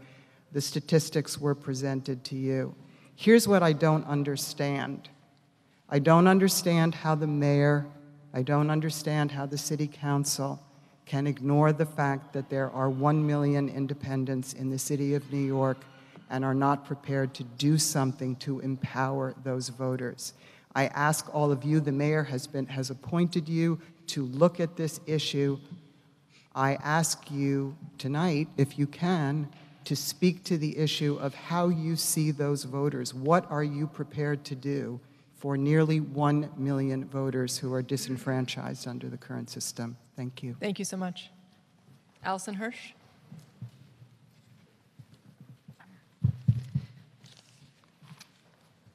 Good evening, Vice Chair. Can you guys hear me? Sorry. Okay. Good evening, Vice Chair Gottsell and Commission members. Thank you for the opportunity to testify here tonight and for your effort thus far in hosting all of these hearings. My name is Allison Hirsch, and I'm a Vice President and Political Director of 32BJ SEIU. Our union is made up of 163,000 men and women who make their living in property services. Here in the city, our 85,000 members work hard to keep our residential buildings, schools, offices, stadiums, and airports safe and clean. Our members hail from over 60 countries and speak dozens of languages. But we are proudly united in our fight to ensure that all workers, along with the families and the communities to which they belong, have the opportunity to thrive and live with dignity and respect. Throughout these hearings, you have heard many valuable suggestions to strengthen our democracy in New York City. On behalf of our membership, I encourage you to give them your fullest consideration. In order for government to be responsive to the needs of all people, it's essential that the broadest coalition of voices possible is able to be heard in the democratic process. If participation in our electoral system narrows, so too do the interests to which government is held accountable. Cities can lead the way in fighting back against these efforts to exclude voters and ensure that the electoral and campaign laws within their jurisdiction are clearly written to promote participation and inclusion. Our union works not only to empower our members on the job, but also to serve as a vehicle for civic engagement so that our members can come together and fight for their common interests. The current city campaign finance laws, however, actually impede the ability of members to communicate with one another about elections. For example, the expenses the union incurs to organize a member-to-member canvass is counted as a campaign contribution if the candidate who is briefed by the union is present to speak to members beforehand. If the union reaches its maximum contribution limit, we then face the options of either limiting member-to-member engagement on the race altogether, denying members a valuable opportunity to meet with and be inspired by a candidate, or pursue alternatives such as media buys as independent expenditures. 32BJ in the past mobilized our members to join in candidates' canvassing and phone banking efforts. The members were engaged and inspired by their contact with the candidate and their broader campaign. Now, all our efforts are made through independent expenditures, isolated from those candidates. As Felix Figueroa, who will speak next, can attest, this is confusing and frustrating to our members and is actually a disincentive to their active participation in the democratic process. Other unions have even gone so far as to give up mobilizing their members altogether, with some substituting paid media for door knocking and phone banking in working class communities. 32BJ has prepared a more detailed submission outlining how this particular component of the laws hamstrings the ability of members to engage their union brothers and sisters in the political process. Our submission includes a specific recommendation to suitably amend the charter to promote such member-to-member communication. In addition, I wish to briefly touch on several other democracy-enhancing initiatives that are in effect elsewhere in America that we recommend the Commission consider for New York. 1, allow early voting. Voting in person at a polling place on a Tuesday can be a major impediment to the participation of working people in the election process. These barriers are particularly acute for low-income workers who have less control over their work and personal schedules. Simply opening polling places prior to Election Day and allowing people to vote when they are able would enable more people to get to the polls and make their voices heard in municipal elections.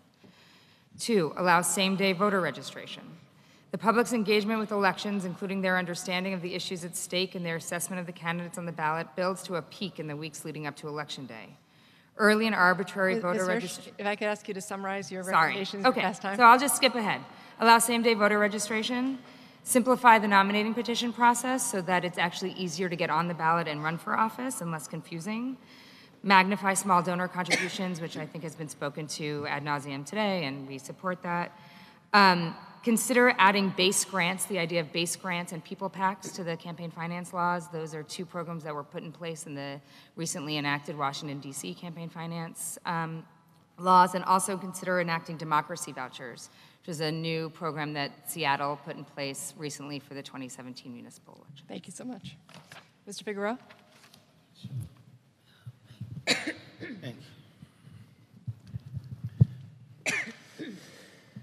Good evening, Commissioners. I am passionate, good evening, Commissioner. My name is Felix Figueroa.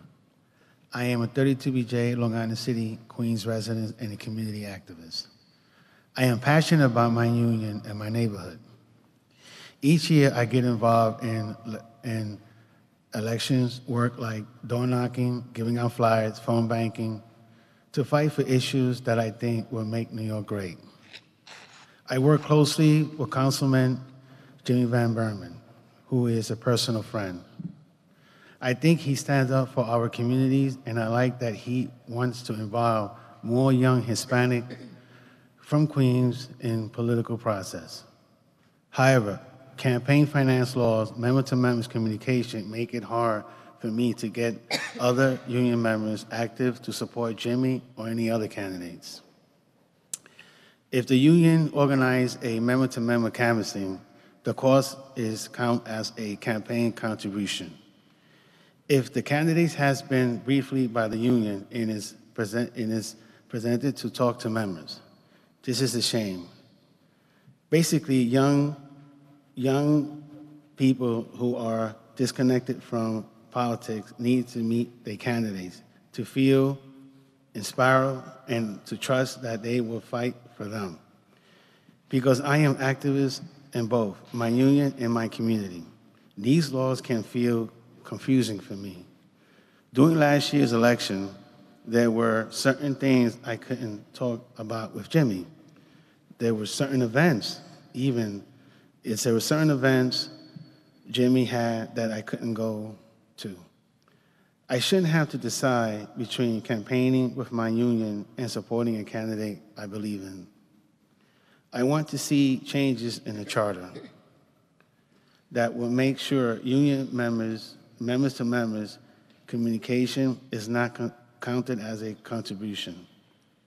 That will help me better talk with the members I know and to get more of them active to help improve our city.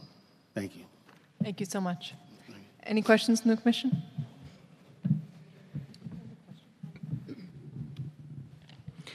I'm not sure who would be able to answer this, but are the laws, campaign finance laws, directed at unions the same as those that are directed at, say, a corporation?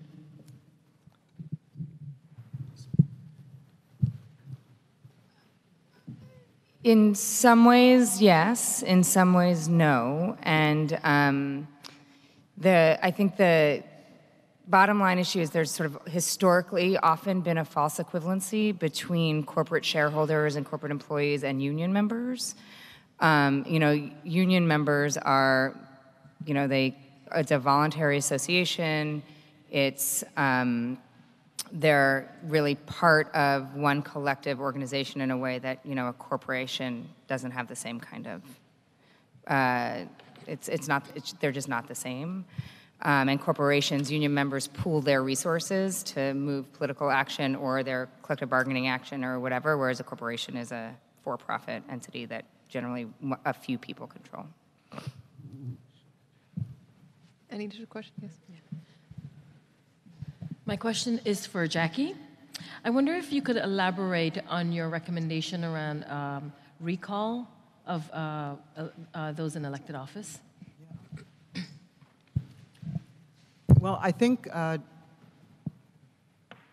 spectacle that we're seeing in Albany right now is a situation where you have, very significant violations committed by an elected official, and then you have the legislative bodies and the party organizations trying to figure out how to get themselves off the hook and replace this person in such a way as so that they don't lose any political power off of that shift.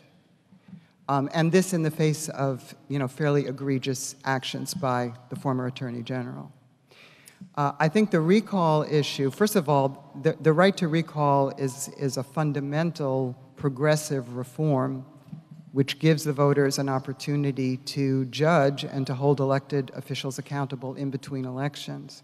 I think it becomes all the more urgent, and the reason I bring it up today is because there is such a sense that there's so much self-dealing that goes on within legislative bodies and within political parties that even holding elected officials accountable when they violated the law is a compromised process. And so I think the argument for recall, which is really a basic democracy argument, becomes all the more compelling given the levels of corruption and self-dealing that go on. So who would initiate the recall? You would initiate it by a petition process. Yeah. And there were, in the 1990s, there was an effort through the citizens initiative process to bring recall before the voters, which did not make it all the way to the ballot booth. So there's already been draft language that's been looked at for how such a process would take place. And we could look at that and look at other versions of that as well. Yeah. Thank you. Any additional questions? I don't know if we have time for this. One further question for Ms. Hirsch and Mr. Figueroa, which is, can you elaborate a little bit precisely how restricting member-to-member communication or ensuring that member-to-member communications are independent expenditures reduces engagement of members, like how that functions? Sure. So first I would say that, in federal elections, you compare the city elections to federal elections. Federal elections, member-to-member communications are not considered in-kind. You're able to, organize volunteer activity from your members, coordinating with the candidate. And so the impact is that our primary work, and I think I can speak for most labor unions in a federal election, or the primary work we engage in is talking to our members about the importance of the candidates, trying to introduce them to those candidates, recruit volunteers on a Saturday or a Sunday to go to those candidates' office and participate in volunteer activities, knock on doors, all of that work. Now, any cost associated with that, ends up having to be a contribution, whether it's paying for food or a van or things like that, but the act of communicating with our members and talking to our members and introducing them to candidates is separate and apart from any contribution limit. In the city, that's not the case. In the city, any communication we have to our member, we have to quantify staff time, materials, all of those things. And so what we've seen happen since this was really enacted post-2009, since the interpretation of the charter, this was the interpretation, is in 2013 and 2017 even more so, Most unions decided, if we're gonna have to do an independent expenditure anyway in order to engage at all in this election, then it's probably like we'll get more credit and we'll do, be seen more publicly if we're just spending a lot of money on media and spending a lot of cash instead of actually focusing on talking to our members and encouraging them to volunteer and educating them about the process and introducing them to their council members or candidates, et cetera. And so I think it's actually created a perverse incentive away from focusing on what we should be focused on, which is engaging our own members in the democratic process.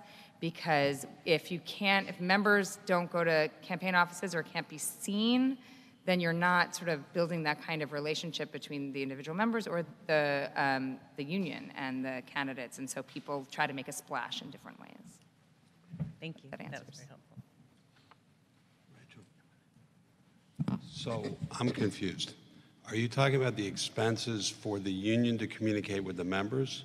Or are you talking about the expenses that the union has to communicate with members in a situation in which there are non-member participants?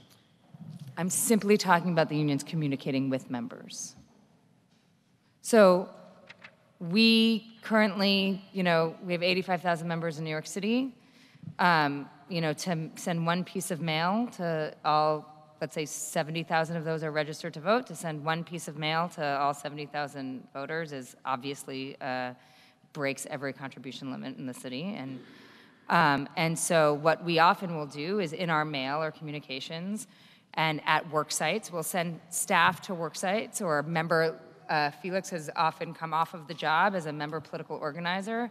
He leaves his work site and for a month or two at a time will work for being paid for by the union, work for the union, doing political engagement and outreach with members.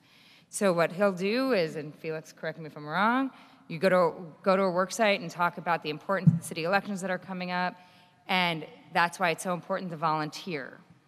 And so we don't pay our members to volunteer, we ask them to come out on their own time.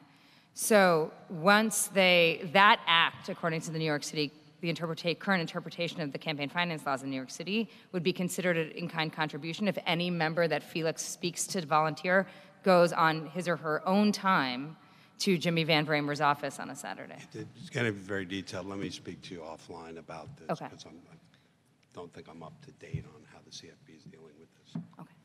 Any additional questions? Thank you all so much.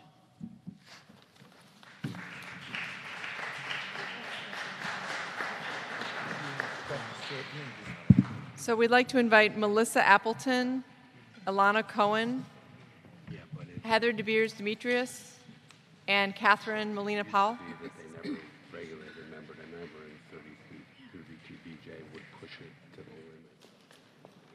Member when they were.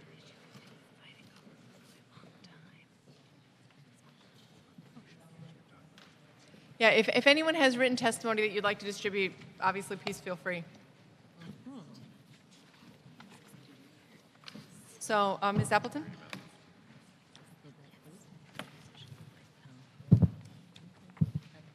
Good evening. Thank you for your time and attention. My name is Melissa Appleton. I work at the Participatory Budgeting Project as a project manager, and for the past 3 cycles, I've supported New York City Council's PB process.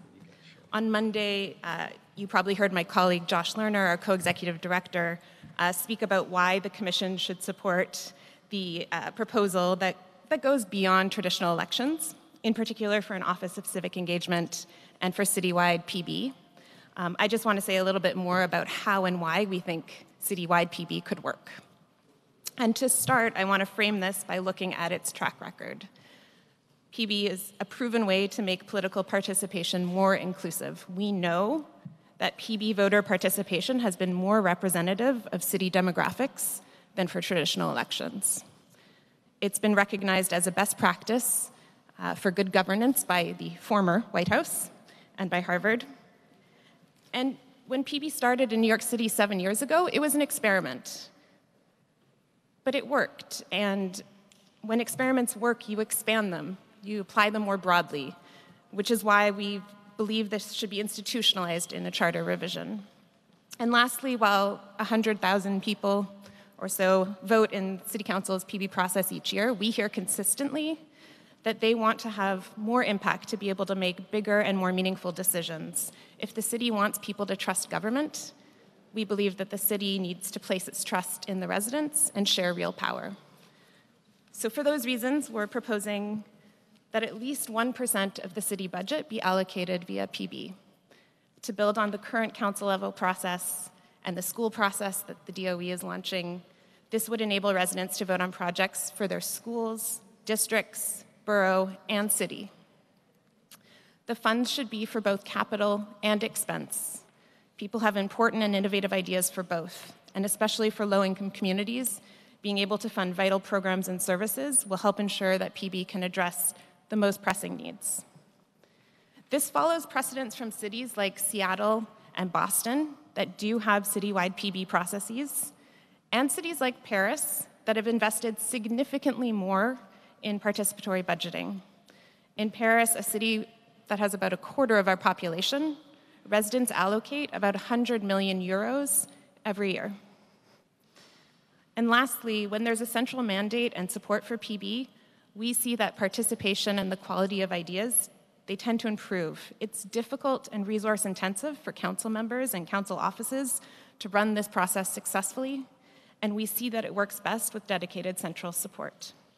So our organization would be happy to speak with you more and help you understand anything that would further your work with the commission. Thank you so much for your time. Thank you. Alyssa Cohen? That's you.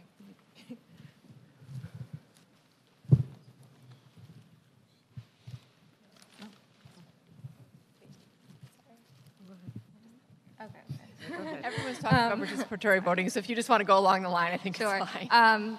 Good evening, members of the commission and members of the public. Thank you for the opportunity to testify. My name is Alana Cohen, and I am a high school senior. I am also the founder and co-facilitator of the Participatory Budgeting Youth Committee, a student-led and organized group working to increase youth voter engagement in the participatory budgeting process based in Council District 39. My experience with PB Youth and other student-organized platforms has affirmed the following. New York City students are already making change, yet there are clear ways our city government can and should support us in these efforts. One such way is by establishing an Office of Civic Engagement. Already, New York City suffers from low voter turnout. Fewer than 15% of registered voters showed up to cast their ballots in the primary election last September. This poor turnout is indicative of disinterest in and distrust of city government. There is also a misconception that the extent of one's civic duty as a city resident is casting one's ballot when elections come around. Our democratic process extends far beyond voting and politics, and it relies upon fostering closer relationships between city agencies and their constituents. Establishing an office dedicated to engaging New Yorkers in public initiatives would help redefine a broader sense of civic duty, integrating civic engagement into the fabric of our everyday lives. More than the one-time act of casting a ballot, city residents could shape the institutions that shape our daily experiences in kind. An Office of Civic Engagement could also support and extend the work of New York City students. Whether via the public education or transportation or housing systems, students' daily experiences are shaped by the city's civic institutions, as are those of our parents. Yet student voices are ignored by both representatives and government agencies because they are excluded from the voting booth. However, falling below the voting age has not stopped students from developing their own initiatives and making their beliefs known. Our students are facilitating the PBNYC process, organizing student walkouts for gun reform, and fighting for citywide school integration. We are civically minded and passionate, but many of us are not well-resourced. Those students for whom opportunities to engage are not readily available would be able to find opportunities, while already active students could find new resources and connections through an Office of Civic Engagement. Such an office would not only prepare new students to become change makers in their local communities, but also equip our city's future voters with a more intimate understanding of city issues and civic structures. Furthermore, an Office of Civic Engagement could help support and expand PBNYC, a process emblematic of bottom-up democracy. PBNYC grants students a voice at as early as age 11. It also involves non-citizens, former felons, and people who are not registered to vote in either state or federal elections. In other words, it invites the voices of those who might otherwise be excluded from government processes into civic decision-making with their neighbors. uniting New Yorkers of diverse backgrounds and interests. The process also prioritizes equity and inclusivity, encouraging residents to recognize and make use of the resources at their disposal to positively impact a broader community. An Office of Civic Engagement could help engage more residents in the PBNYC process and potentially launch new PB pilot programs. To this end, it could partner with city agencies, elected officials, and nonprofit organizations. Thus, an Office of Civic Engagement could bolster both individual civic participation and overall engagement in the city's local democratic processes. With this office, New York City would continue to serve as a beacon of activism and engagement for the rest of the nation. Thank you. Thank you so much.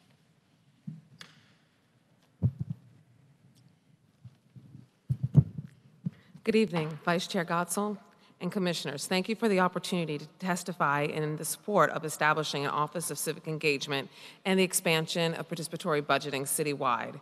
I'm Heather Beers-Dimitriadis. Presently, I am a member of the Citywide Committee for Participatory Budgeting and have served as a participatory budget delegate to City Council District 29 for the last 3 cycles on the Education Committee. This year, our district saw an increase in community participation resulting in 3,300 votes. 880 of those came from first-time voters at Russell Sage Middle School, JHS 190, as this year the voting age was changed to 11 years old. I can't help but echo the sentiments of Mariana Alexander of the New Kings Democrats from Monday evening's hearing. Young voters form habits that last a lifetime. Participatory budgeting gets students voting earlier and more frequently, reinforcing habits that we hope will last a lifetime, habits that could go a long way to addressing the voter turnout concerns of everyone in this room.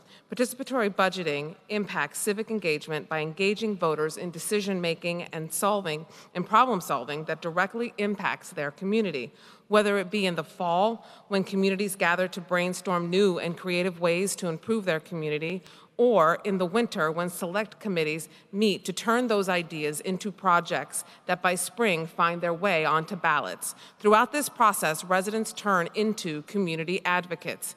This year, my community voted for bus countdown clocks, public school bathroom renovations, and public school water fountain and water bottle refill stations. 8 schools in all stand to see improvements due to the exercised voice of my community. Participatory budgeting essentially moves civic engagement from the halls of government into the streets of our communities. Throughout the participatory budget process, a more educated voter and a more invested voter is created. As projects go to city agencies for approval, you learn the lessons of limitations. You learn how to work creatively and collaboratively with these agencies. You gain a deeper appreciation of what is required to make a capital project happen. As you see the project through from conception to ballot to selection, you become invested in seeing this project through to fruition. Over the past 3 years, the most rewarding part of the participatory budget process has been seeing people vote on final projects. This year, I handed a ballot to a new U.S. citizen who got to cast her first vote ever. There was also the excitement in a 12-year-old's face when he realized that, yes, he could vote. And then there are the moments when people want to vote but then realize their district is not participating this year. I would encourage the Commission to consider expanding participatory budgeting citywide, giving all communities a voice in how funds are spent to improve their neighborhoods. And in the spirit of nonpartisan cooperation and as the establishment of an Office of Civic Engagement would facilitate this expansion in an efficient manner. Thank you, Commissioners, for your time this evening. I believe strongly in participatory budgeting. It gives voice to the voiceless, allowing residents, not simply citizens, to have a say. It takes democracy out of City Hall and pushes it into our communities. Again, thank you for your time. Thank you so much.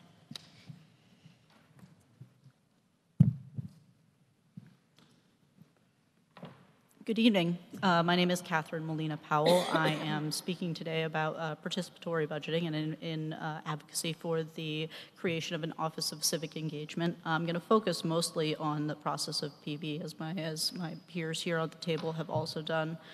I'm speaking today as a community member, as a PB volunteer. I'm a resident of the Bronx and have been participating with Richie Torres' office in District 15 for the last few years. This last year, I've also joined the citywide committee to help coordination across New York City. I've lived in New York since 2001. I've lived in the Bronx since 2011.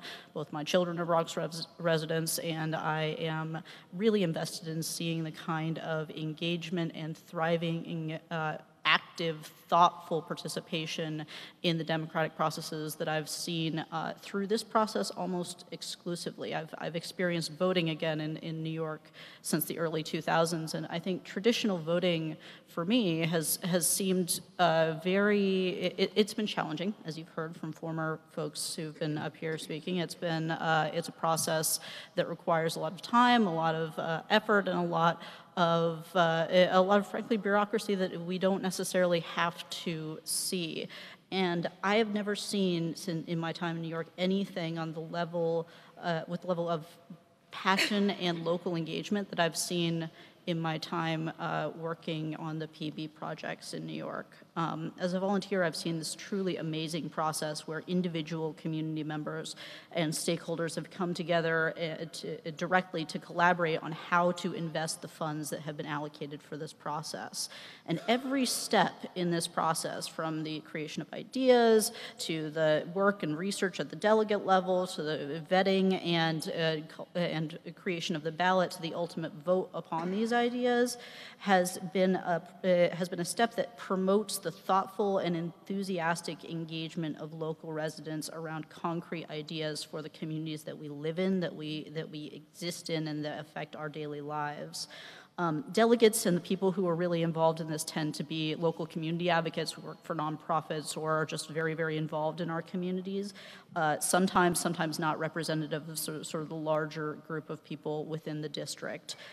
These delegates do a tremendous amount of work, and I think the important part that I've seen, just speaking as a delegate and a volunteer, has been the ability of the delegates to lift our heads above our single or sort of dual issue thoughts and actually start to collaborate with our peers, with other local activists and leaders about how we can build a total system of improvement and look to opportunities to invest effectively in our communities. It's a really great collaborative experience that doesn't necessarily have another forum to happen.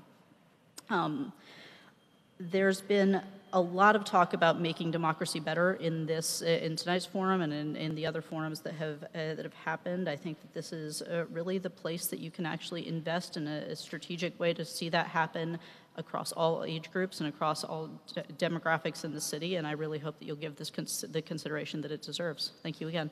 Thank you so much. Any questions from the commissioners? My question is directed to Ms. Cohen. First, I want to thank you for coming out. You're the exact example of engagement that we need as a city and society. You deserve to be thanked and applauded. My question to you, Ms. Cohen, is, in school, was this done by the councilmanic from the 39th District, a council person? Was the school principal and teacher on board? Was this part of the civic class? If yes or no, what should the schools be doing to encourage this? So the Participatory Budgeting Youth Committee is not school-based. I interned for Councilmember Lander and founded it a few years ago with some friends. But since then, we've been able to reach out across the city to students from different boroughs, from several different schools. And I think that PB should be expanded, both on a citywide level in terms of city council districts, but also in schools, which is part of the Mayor's Civics for All initiatives. Sorry, am I answering your question? Yes. Was this about the specific committee or about like what type of expansion of PB? You answered perfect. Okay. My main concern is civics in school, in class, yeah. History class, civics class. Are the teachers or the principal in the school encouraging young people like yourself to come out to engage in participatory budgeting or other civic engagements, like you testified tonight? It's not easy sitting in the hot chair in a crowded room in Manhattan testifying, coming from Brooklyn tonight. Who's encouraging you to do it? It's a wonderful thing. My council member is wonderful. I mean, I have a really supportive school environment, but to be honest, I think that New York City public schools, in my experience, are incredibly lacking in terms of civic engagement. I mean, we learn about the founding of the national constitution, but we learn nothing about state or city government, which is why I love participatory budgeting, because anyone can get involved and you can vote starting at age 11. And I've seen middle school students, I've seen my little sister get involved themselves. And I think that it provides a level of civic education that honestly could be implemented in the public school system. So while that wasn't directly in my testimony, I think an Office of Civic Engagement could seriously help with that initiative in fostering better relationships between city agencies and public schools and ensuring that students are opened up to these types of opportunities, especially because I come from Brooklyn, from Park Slope, and I go to school in Midtown Manhattan, so I see a lot more of these opportunities than many of my peers do in other areas of the city, and I think that they should have equal opportunity and access to them. Answered my question. It has to be with the schooling, and you corroborated my thoughts that with the 11-year-old or the 12-year-old receiving the right to vote, the eyes lit up. I appreciate the comments. If I could, would you mind if I just added on to that? It was my experience this year, since it was the first year that children of this age, students of this age could vote. I rolled it out at my children's school. I have twin 11-year-olds. And I think, to completely reinforce it, at this school, they merely did the voting as a sort of task, a homeroom task.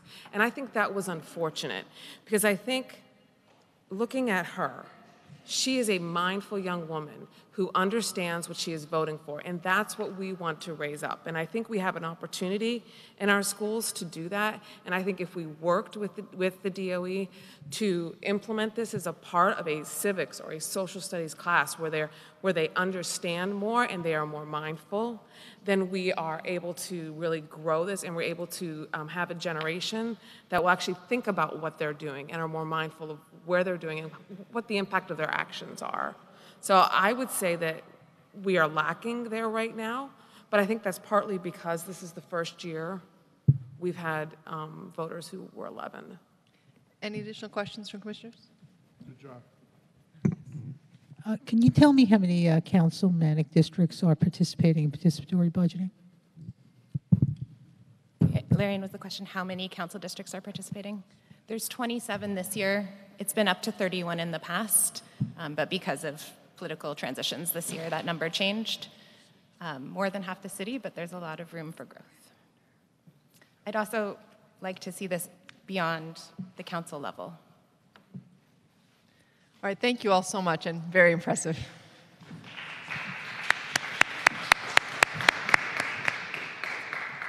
So we'd like to invite Roxanne Delgado, Christina Gonzalez, Frank Morano, and Jenny Alachin.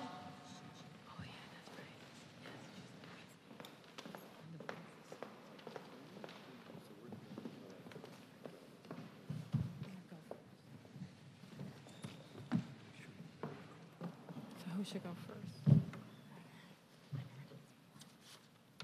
Should I go first, or? Ms. Delgado? Okay, hi.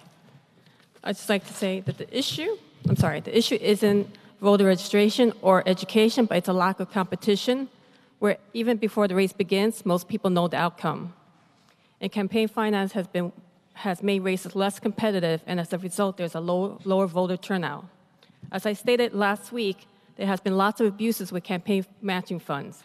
In the case with City Councilman Ben Callos, who took over $125,000 in public funds, even though he outraised his combined opponents by over 2,000%. His opponents didn't receive any public money, and he won re-election by over 80%. So there are some city council members who want to increase the gap in such scenarios by increasing the matching fund or fully financing these races. Not only does it increase the gap between the establishment and grassroots candidates, but it is also a waste of money. The way to stop this abuse is simply by not matching any race where the other opponents are not eligible for public funds and raise 50% less than their opponent. And then I would like to say, quickly, if you don't mind, I wrote something here. Also regarding special election, over half of the elected officials came into office through special elections, and special elections circumvent the voters. So this also needs to be ending because there's too much, people don't vote because they realize that the system is already rigged. Regarding community boards, I don't support term limits for community board members because in some districts it's very hard to find people who have free time or interest in serving on the board. However, I do support term limits for community board leadership to 2 terms so other members can have a chance to lead as well. And community board members with poor attendance should automatically be removed from the board and not at the discretion of the board president nor the other community board members. Currently, I have board members who have over 90% attendance failure but still on the board since they are political appointees. And a community board should not be permitted to vote on any issue that isn't on the agenda, which is posted at least 24 hours before the meeting, because this happened in my community board. And lastly, regarding the ranked choice voting, I think I would recommend, due to cost and low turnouts, that lowering the 40% of the vote threshold to 30% of the vote in citywide races to avoid a runoff because board election is too inept to handle ranked choice voting. They don't have the funds and they're just inept. Thank you. All right, thank you. Ms. Gonzalez? Hi, good evening. Thank you so much for having us today and giving us the opportunity to testify. My name is Christina Gonzalez. I am one of the co-founders and the president of Women of Color for Progress. We are a multi-strategy organization that works to create more transparency and equity in our government to allow women of color to excel, lead, and be heard in government. While we have presented a few proposals regarding land use, housing, transparency, I'm here today to testify on and speak on the expansion of paid leave, specifically as it pertains to paid parental leave and bereavement leave. Our first proposal is to expand parental leave to all city employees. As it currently stands, only 20,000 of the employees in the city qualify for paid parental leave, even though there are over 294,000 full-time city employees. In the year between 2015 and 2017 that we had paid parental leave, only 436 people who qualified for paid parental leave actually accessed it, which is only 2% of the 20,000 people that qualify for it. Expanding it would mean that people that are teachers and other city employees that are unionized members would be able to access paid parental leave and not have to utilize their paid sick days or vacation days if they had to go for parental leave. I would additionally like to expand bereavement leave, specifically the part that the way that family is identified. So as it stands, every agency gets to define what is family. So if you have a death in the family, that means if your agency does not cover that person, like your grandparent, you have to also utilize your vacation time to grieve your family member. So we are proposing that this term of families that hasn't really been revised since 2004, and obviously the way that we view families has changed in the 14 years since we revised the charter last, to expand these different definitions of family to further grant people these rights to access their bereavement leave. And we are also proposing that this definition of family also extend to sick leave, so that if someone needs to take care of their family member, the way that we define family is also expanded for that as well. So. Thank you so much. Good evening, Commissioners. My name is Frank Morano. Thank you for the opportunity to be heard this evening, and you were so kind to thank us for coming out here. Thank you for all the work that you've done. I think anybody that's watched the charter revision process, not only this year but in previous years, knows the endless amounts of time, effort, and energy that you guys put into this without getting paid, without becoming famous, and a lot of times it seems thankless, but thank you. It is appreciated by those of us that are working towards making democracy a bit better. I heard a lot of great ideas today, and I'm going to try and not repeat too much of what other folks said, and for other similar ideas that folks mentioned, I want to emphasize a couple of different reasons that I think you should consider them. With respect to campaign finance, which I know a lot of people have spoken about, and you've indicated you're exploring a number of solutions. You know, I really do want to dispel the notion that the current campaign finance system is working in New York City. It is absolutely not. It was designed to make it easier for regular people to run for office. It has done completely the opposite. It has done nothing but create a new cottage industry of accountants, lawyers, consultants, and people that know how to game the system in order to fill out the right forms and match properly with the right donors. If you're a regular person trying to navigate the morass of the campaign finance system in this city, you are rewarded with fines for innocuous mistakes and hours worth of paperwork in which you can spend campaigning. It is absolutely impossible to do that. Additionally, the same people end up as the donors. Regular people don't end up donating to grassroots candidates. Instead, what I would suggest, and Councilmember Kalos alluded to this, is a proposal similar to what Seattle has done with democracy vouchers. Maybe start it on a pilot level here in New York City, where rather than go to the same real estate and financial services industries for the same donors, instead give every New Yorker two $50 vouchers that they can use to contribute to any campaign. If they choose not to use it, it's not used. But what it does is it forces all of these candidates to go to regular people, not big money bundlers. Additionally, I know you've heard a lot of testimony regarding ranked choice or instant runoff voting. One area beyond the costs of saving the cost of a whole separate second runoff election that I would urge you to consider is you guys have the opportunity to absolutely abolish that term spoiler in city elections. If you listen to the discussion of the governor's race right now, everyone's talking about, oh, is Cynthia Nixon going to be a spoiler? Is this candidate going to be a spoiler or that candidate going to be a spoiler? And I'll wrap up with this. That should not be, the consequence for voting your conscience shouldn't be the candidate that you like the least getting elected. Do away with the whole spoiler process. You have an unprecedented ability to do that. Lastly, if you talk about at a time when the New York City Council was really at a golden age in terms of electing minorities, and when I say minorities, I don't mean just ethnic and gender-based minorities, but political minorities. It was the 12 years that New York City had proportional representation, from 1933 to 1945. You saw a body in this city that was much more representative of how the public voted. So I would encourage you, when you have your expert testimony hearings in June, have at least one evening dedicated to proportional representation. Can it be implemented in 2018 in a practical level in compliance with the Voter Rights Act? And should it be? Just one evening of experts on proportional representation, how it worked in New York City in the 30s and 40s, and how it could work in the 2020s. I think you would see a world of really, really incredible ideas. Thank you. Thank you. Any questions from the commissioners?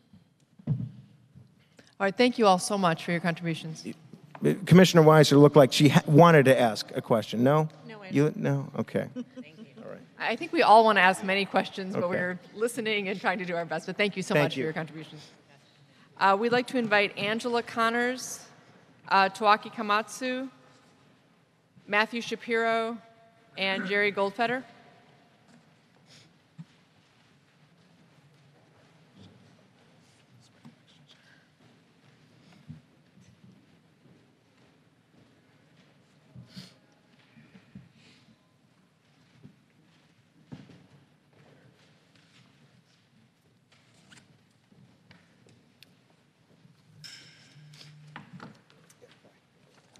First?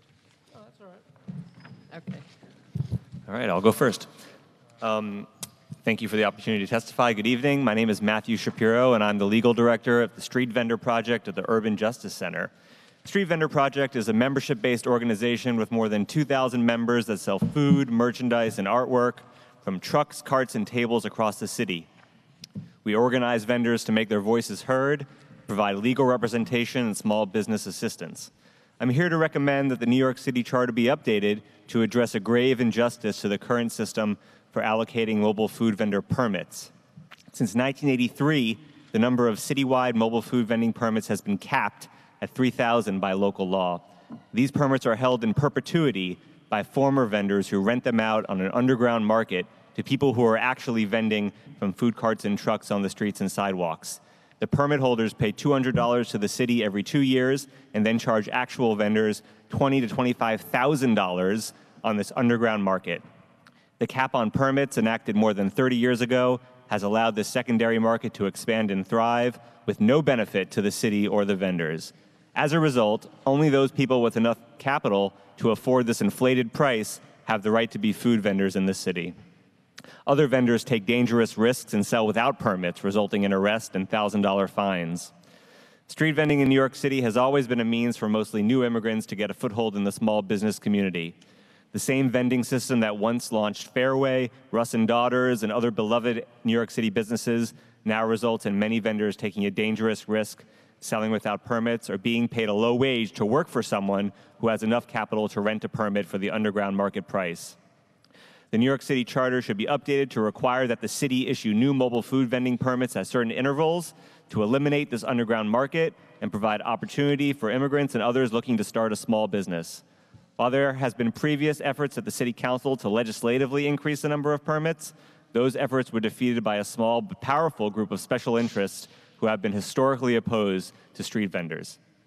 On the contrary, we know that average New Yorkers love street vendors. You just have to look at the lines that form in front of the coffee carts in the morning or the vendors selling falafel for lunch. If they had the chance, the majority of the voters would likely support increasing the number of permits available to provide better opportunities for these small businesses struggling to achieve the American dream. Thank you for the opportunity to testify today. Thank you.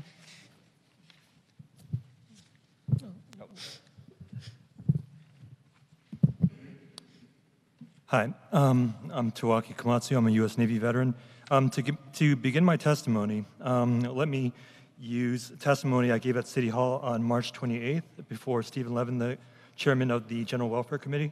It was in regards to Stephen Banks, the commissioner of HRA. So I'll just play back a clip of the video. One sec.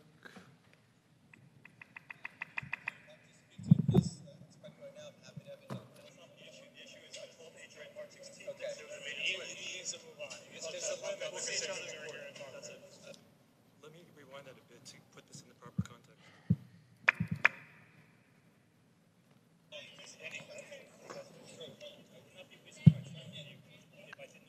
I'm not sure if we can hear this. I'm sorry, sir. I'll quickly summarize it for you. So basically, I had a conversation with Stephen Banks on December 14th at the end of the mayor's town hall meeting in Brooklyn. I recorded him on audio. I live in shelter for military veterans. I got assaulted. I got 15 punches to my left temple on July 2nd of 2016. Only because HRA failed to act, there was an attempted assault on May 12th. The landlord, Urban Pathways, they're going to have a fundraiser at the Grand Hyatt tomorrow night. They essentially did a bait and switch with the apartment lease agreements for everyone who lives in that building. Taxpayers pay for those leases. So the question is, if HRA is supposed to be providing oversight, HRA's been in the news in the last 3 weeks in the Daily News for essentially committing fraud with respect to OTDA, the state agency. I've asked Mr. Carrion previously, who provides oversight of HRA if taxpayers are essentially footing the bill and there's no oversight? People like me get concussions because of that assault. HRA is doing business with a company that stole my pay 6 years ago. I had a conversation with Stephen Banks on July 18th in Kew Gardens, asking him, well, if taxpayers are paying for these contracts that HRA has with NTT Data, the IT company that stole my pay 6 years ago, for which I still haven't been paid, for which I have active litigation, can you as a commissioner make a responsible decision with regards to procurement to stop making the people in this room, sitting behind me, sitting in front of me, to have cash coming out of their wallets flowing into the bank accounts of this company that still hasn't paid me for the last 6 years, and for which I need to provide financial assistance to my family members. Also, when I met Stephen Banks on March 1st at the Yale Club, I told him that Queens housing judge Clifton Nemhart committed judicial misconduct against me. If you take a look at the state's annual report, there were 2,143 complaints last year against state judges, with only about a 6% disciplinary rate. So if there's inadequate oversight of the judges throughout New York State, Mr. Banks' wife is actually the supervising judge citywide for the housing courts. isn't there a conflict of interest between Mr. Banks and his wife such that he should have never, ever been considered for his current position, given the fact if his wife isn't properly supervising judges, then people get illegally evicted from their homes, thrust into the predicament I'm in, and then have a mentally unstable roommate who's now working for the Department of Education, prone to essentially assault school kids because there's no oversight.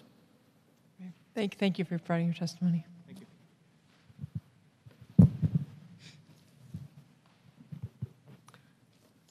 Good evening. Thank you for the opportunity to testify, Commissioners. You have a daunting task to look at the entire charter of the City of New York, and I'm sure you're up for it.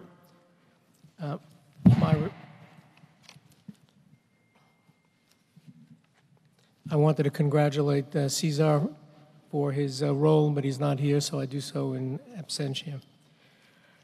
As an election law practitioner and an adjunct professor of election law at Fordham Law School and the University of Pennsylvania Law School, I've studied the charter, the City Charter of New York, and charter revision quite closely for over 30 years.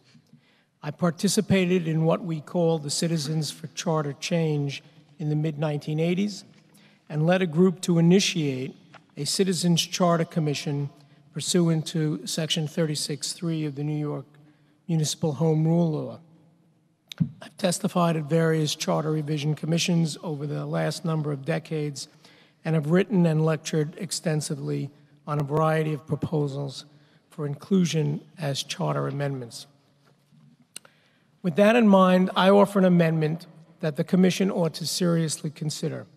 The accompanying democracy agenda for New York City, fashioned as proposed Section 1057F of the Charter, which I've attached to the testimony that I've handed up. Its provisions include enhanced registration and enrollment opportunities, early voting, instant runoffs, and no excuse absentee balloting. With one bold and comprehensive stroke, this democracy agenda offers the people of the City of New York an opportunity to create more robust elections by making it easier to vote, to register and to vote. The City of New York, I think the predicate question that you need to face is whether or not the City of New York has the authority to enact such reforms in municipal elections. You do. It's been articulated by various experts and disinterested parties, including the courts, a former New York Attorney General, and a former New York City Corporation Counsel. Indeed, I testified myself before a previous commission to this effect in 2010. Over the years, we've established in our municipal elections a highly regarded campaign finance program, term limits, reduced petition requirements, and nonpartisan elections for vacancies. The proposed democracy agenda will allow the city to take the crucial next step in easing the voting process. 37 states already have early voting. New York City should join them. 12 states and the District of Columbia have enacted automatic registration. New York City should at least provide the opportunity to register on the eve of elections. 26 states and Washington, D.C. allow no excuse absentee voting. We should permit that as well. There are many states that allow open primaries. I'm not in favor of open primaries, but New York City voters should not have to wait almost a year to change political party affiliation in order to vote in a primary. And instant runoff voting used in 15 cities in the state of Maine would eliminate an extra trip to the polls and save taxpayer dollars. This was used in New York City in our our school board elections during the 1980s and 1990s. We should embrace this voting procedure for all municipal elections. Each of these reforms, and all taken together, will prove to be a giant step for democracy in New York City. I urge you to seriously consider them. And as I said, after the testimony, I actually have written out Section 1057F for your consideration with an executive summary so that you can see how the various proposed reforms can come into play if the charter is amended. I welcome any questions or comments you have about the process, your authority, and your views with regard to these particular proposals. Any questions? Thanks for coming and for doing all this work. And having been friends for a long time, I cannot resist having you on the witness stand. So, do I need a lawyer? You are one. You're very good. Wendy, You'll do my fine. lawyer. Wendy's your lawyer. So, first off, on instant runoff, I really can't believe you're citing school board elections as any indication of a positive thing for democracy. They were universally reviled so much that we eliminated them, and I just don't think that's a good example. I mean, We didn't eliminate school board elections because of instant runoff. We eliminated school board elections because 3 people voted. Nobody voted, and there was corruption among those school boards. It wasn't the process of the election, it was the fact that these particular boards functioned inappropriately. Agreed, but they were widely viewed as the most controlled elections there were. But let me get to the point, because I think you've made a very positive contribution. And I want to ask a bigger picture question, which is, we're charged with enhancing democracy. If you look at the trends, they're abysmal in this city. That the plunge in voter participation since 1969 is more than half the people who voted 40 years ago don't vote. We're on the verge of having mayoral elections, if the trends continue, with less than 1 million voters, when we used to have 2.5 million voters. Since 1989, a period in which we've had public financing, term limits, a voter assistance commission, a whole panoply of pro-democracy reforms, voter participation has again dropped almost by half. So my question is, why are we to think that any of these reforms, particularly instant runoff, are going to somehow enhance participation? And how do we deal with the irony that those advocating instant runoff are saying the solution to democracy is fewer elections? Because the one place where there is not a drop-off in voter participation is in mayoral runoff elections. Well, I think you raised the broad question about the purpose of electoral reforms, and I think you're right to raise that. I don't know that instant runoff is going to increase voter turnout. I don't think that's the purpose. The purpose is to save taxpayer dollars, to make the elections more efficient.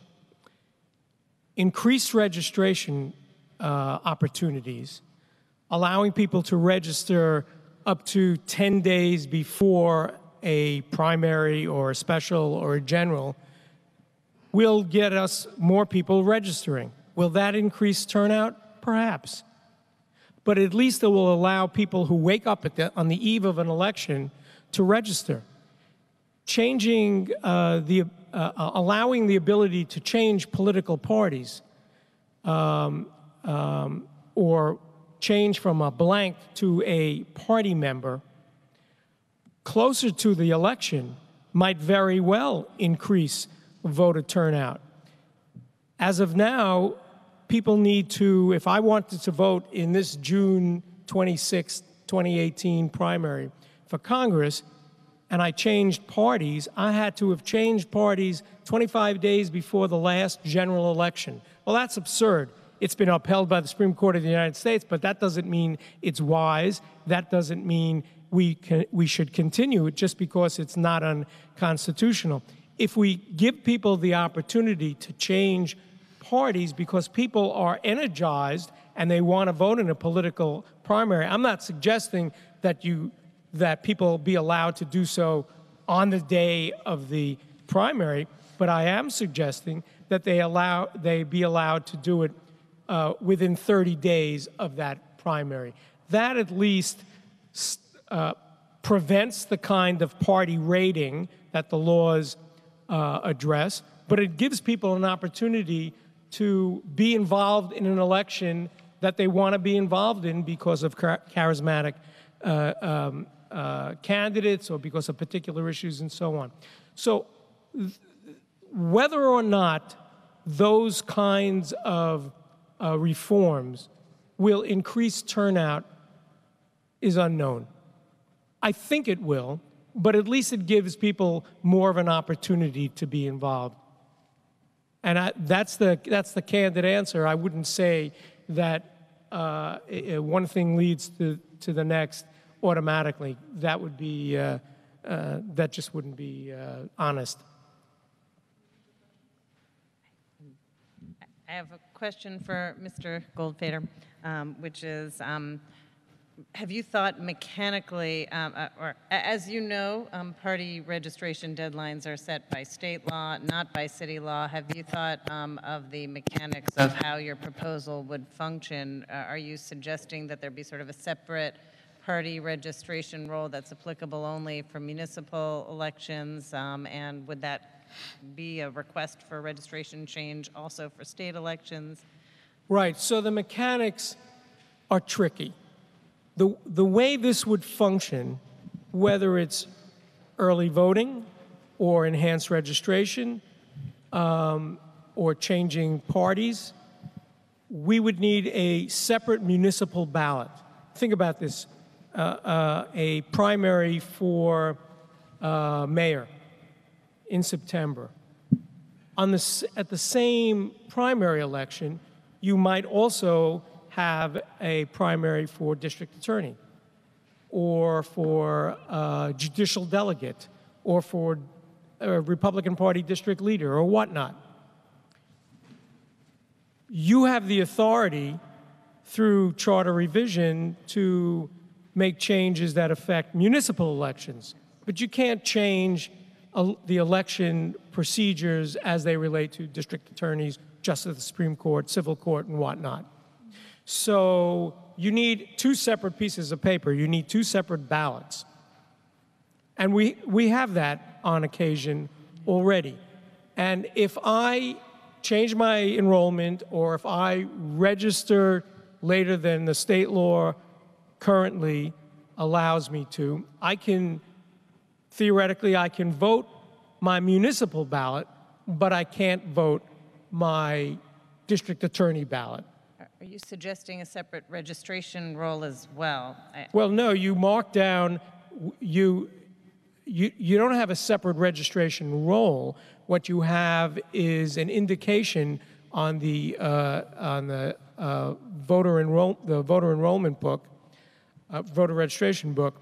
You have an indication of when the registration takes effect, when the registration was done, and therefore it either takes effect, it could take effect for the municipal ballot, but not yet take effect for the district attorney ballot. And so that person is now registered and can vote for mayor, but can't vote for district attorney, but can come back for the next election and then vote. Same is true if there's a change in enrollment. If you change parties close to the primary, you can only vote for a municipal election, but you can't vote for district attorney because the law pertaining to the state election, the non-municipal election, doesn't allow you. And that would be in the voter book, so the poll workers know to give you one ballot, but not the other. So it's just changing what's listed on the printed voter book to include the enrollment date so they can... That's right. Thank you. Just one really quick question about your proposal to change the registration cutoff date for municipal elections to 10 days prior to the election. Is it your understanding that the New York State Constitution, Article 2, Section 5, about the registration for state elections in New York having to be completed 10 days before the election would prohibit the city from setting an even shorter cutoff period for the purposes of municipal elections? No, but I'm not doing that for the very reason you suggested, because it's the New York State Constitution that says 10 days before, everything relating to registration needs to be finalized 10 days before. So my suggestion is that we move up the ability to register. So you can't do it later than 10 days before, but now the law is 25 days before for new registers. So what I'm suggesting is let's make it 10 days before. So that's consistent with the Constitution. Oh, yeah, no, I understand that. But are you saying that the city couldn't go beyond that? Because, you know, one way of reading the Are you asking me whether we can have same-day registration? Or something shorter than 10 days? The answer is only if we amend the New York State Constitution. You folks can't do that. But not even for purposes of municipal elections alone. Your view is that Because the Constitution it's prohibits the that state for municipal constitution. elections. That's my view. If you have a different view and you want to impose state same-day registration, God bless you, I'll vote for it. All right, thank you. All right, thank you all so much. Thank you.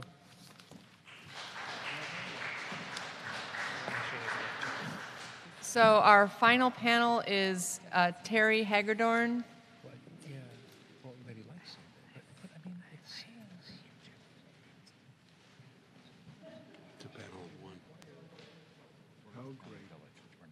Hargreat Tor, Bitsy Bentley,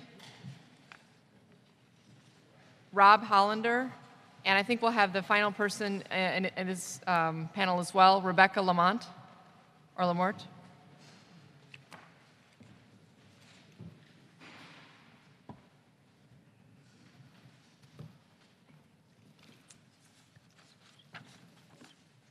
All right, so thank you all so much. You have the honor of being our final panel. So if we could hear from, why don't we just start here and go all the way down along.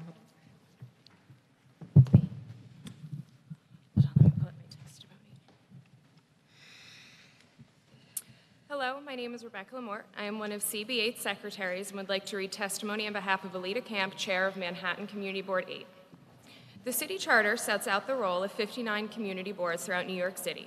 CB8 would like to emphasize the importance of community boards to the effective, responsive governance of the city.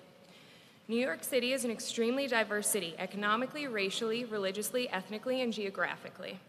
City determinations affect each neighborhood differently. By virtue of this great urban diversity, we are, as the voices of the community, uniquely able to inform and advise the city of the need for city services, the impact of city decisions, and the potential effect of these new policies. Community boards are vital links between the public, both business and residents, and the city administration. We see from the ground level the localized impact of potential city policies. We're able to respond quickly to the public's concerns. We are the liaison between the public and the city agencies and elected officials. Giving our community a voice, we need to have the city maintain and even strengthen its ear. Each policy and decision potentially has a different impact on each of the 59 diverse geographic areas of the community boards. We are the most effective way to communicate the effect of those policies and decisions on our communities and the public's concerns. Living or working in these areas, we see the disparate effect of various policies on different neighborhoods. Inviting the public to come see us with their views and city-related problems, we are the voice of the public. As such, we play an essential advisory role to the city agencies that do not have the funds, time, or manpower to assess each policy's impact on each community. Community boards are vital. Without expressing a view at this time towards either City Charter Commission or any of the charter provisions, we urge that, in the quest to examine the city charter, the important role of community boards be respected and strengthened. Thank you. Thank you. Good evening, Commissioners. I thank you for the important work that you're doing and the time that you're putting into it. My name is Rob Hollander. I'm a professor of linguistics at the City University, at Hunter College, and at John Jay College of Criminal Justice. Tonight I'm here as the secretary of the Chinatown Working Group, which is a community planning process group based in Chinatown. My testimony concerns the obstacles that the city places on a community planning process. These plans reflect broad community consensus.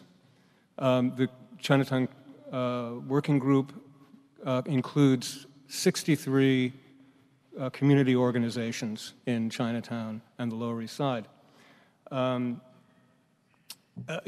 city processing costs of implementing these plans set impossible hurdles for low-income communities, while the Sutton Place community, with its deep pockets, was able to promote its own rezoning. The Chinatown Working Group does not have the resources for that kind of process, specifically for the ULURP process, the environmental impact statement. This is, I think, a fundamental injustice because it allows communities of wealth to have self-determination, and it prevents self-determination for communities of low income. And it sort of aggravates the problem that a community of wealth has in the marketplace greater options in the first place for self-determination, and here the government is actually following that grain and tilting the playing field even further rather than trying to level the field. So we would like to see the costs of the environmental impact statement removed from that process. I think there are a number of different ways that a charter could do that. It would be possible for an independent assessment made of a community planning process where a report could be issued on whether the planning process is actually viable and what the consequences would be. That would be a very inexpensive way to show that this process is a useful process. Currently, the only waiver for the process is highly politicized because it can only be done through the borough president. The borough president appoints all the community board members, and the community board members are not elected, so it is a kind of incestuous political process for and the community boards themselves include other neighborhoods than a specific neighborhood that might be rezoned. So the entire thing is much more politically complex. But you could also ask that a certain percentage of local residents of the rezoning area are signed off on some kind of petition, and that would be part of the way to move forward a community-based planning process. The Chinatown Working Group, as I say, is 60-plus organizations, local organizations. We worked for 7 years to come up with a planning process, and we cannot move it forward because we simply don't have the money. Thank you so much. Hi, I'm Bitsy Bentley, and this is my very first time attending one of these things, and it's been totally fascinating, and I've learned so much, and it's been super cool to hear everybody's thoughts about things. And the reason why I wanted to come tonight is because I have this fantasy that 150 years from now, everybody, when they graduate from high school, they do a couple years of civil service, and they can use that to pay for college. And a big part of what they do in that process is to actually implement participatory democracy processes. And so when I found out about Brad Lander's proposal for the Office of Civic Engagement, I was like, oh my goodness, this is the coolest thing. This is perfectly exactly putting us on the path to my dream 150 years from now. And so I just wanted to be here to voice my support for that. And the two things that for me were really interesting and compelling about that proposal were the expansion of participatory budgeting as well as the year of service. And the year of service in particular, I think, is really, really important because one of the things that I see an awful lot is that it takes a lot of privilege to be able to sit here at this microphone and be here on a Wednesday night and actually have the time it takes a lot of privilege for me to actually be able to like read the entire charter because I've got enough time to do it and I have the education and I have the resources and the support to do those things. And there are so many people in our communities with so much less than I have that aren't able to be here. And for me, things like a year of service, things like the Office of Civic Engagement, those are the things that provide the path for people to be able to have that kind of engagement. There's so much dissatisfaction right now with our government. There's so much dissatisfaction with the way that our communities are being managed. And I think for a lot of people, it's because there's just a lack of exposure and a lack of experience. When I talk to people who work in city government, when I talk to people who are civil servants, these are amazing folks that are trying to make the world a better place, and that's a really wonderful and beautiful thing. But there's so little exposure that we have as average everyday citizens. A few years ago, I've been living in New York for 12 years, and a few years ago I had this realization that like when I was growing up in a small town in Minnesota, you know, my mom taught the kids in the community that I grew up in, and my dad worked at the power plant, made electricity for the community that I grew up in. And I live in New York City, and at the time, I was a market research executive, and I could have done my job anywhere. I didn't have any kind of relationship with my city. I didn't have any kind of relationship with my community.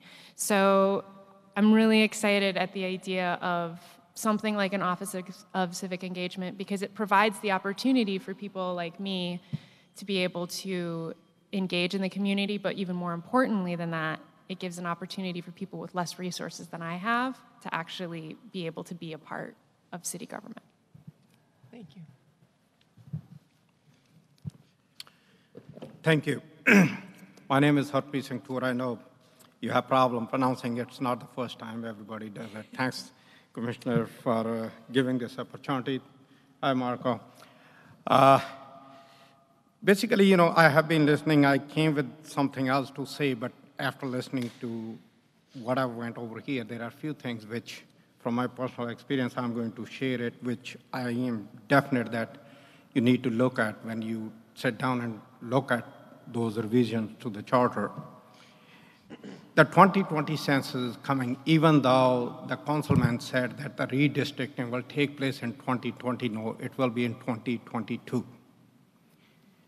Last time 2010 census took place, redistricting, when we worked on it, literally we were told that the area which we were trying to have it together, it was divided into 6 sections. The councilman who was literally walking on the street while he has arrest warrants out, nobody arrested him, he got elected. Finally, he's behind the bars right now. So those kind of people who run, there should be some sort of checks. We're talking about, I have seen how the things work in India. This is definitely a better place, but these things are happening same. What happened in India, you can be a criminal and you can run over here. He was a criminal, he ran and he won. The way the census is conducted and how those numbers are used in redistricting, that is number one, which I would definitely like you to look at. Number 2 is linguistic participation. About this commission, yeah, I was reading about it, but then all of a sudden I found out that there is a hearing going on. And this whole thing for me, it was like within the last 24 to 36 hours that, okay, I will go and do it. Linguistically, we can talk a million plans here if linguistically those people for whom we are working or for whom we are trying to make the life easy, if they cannot understand what the city is trying to do, how they will participate and tell you or me or anybody that's what they're looking for. That's number 3, and I know that time is really constrained, and I'm not going to go, I will try to stay within 3 and maybe another half minute. And the other thing is that the way the funds are distributed, which when they come from the federal and the state, I literally have seen, because in 2010 census I worked in Southeast Queens, the whole Southeast Queens was under me. I have seen literally walking street after street, which was not even paved or not taken care of, because funds do not get directed based on those communities. They do not participate. The reason they do not participate is because they do not know about it or they do not understand those things.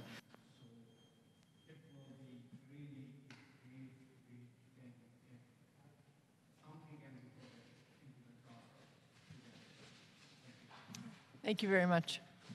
I think we're going to switch the microphone.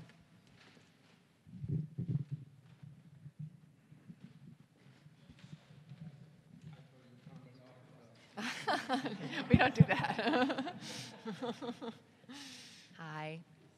Thank you for the chance to testify. I know everybody's tired and hungry, so I'll make this really fast.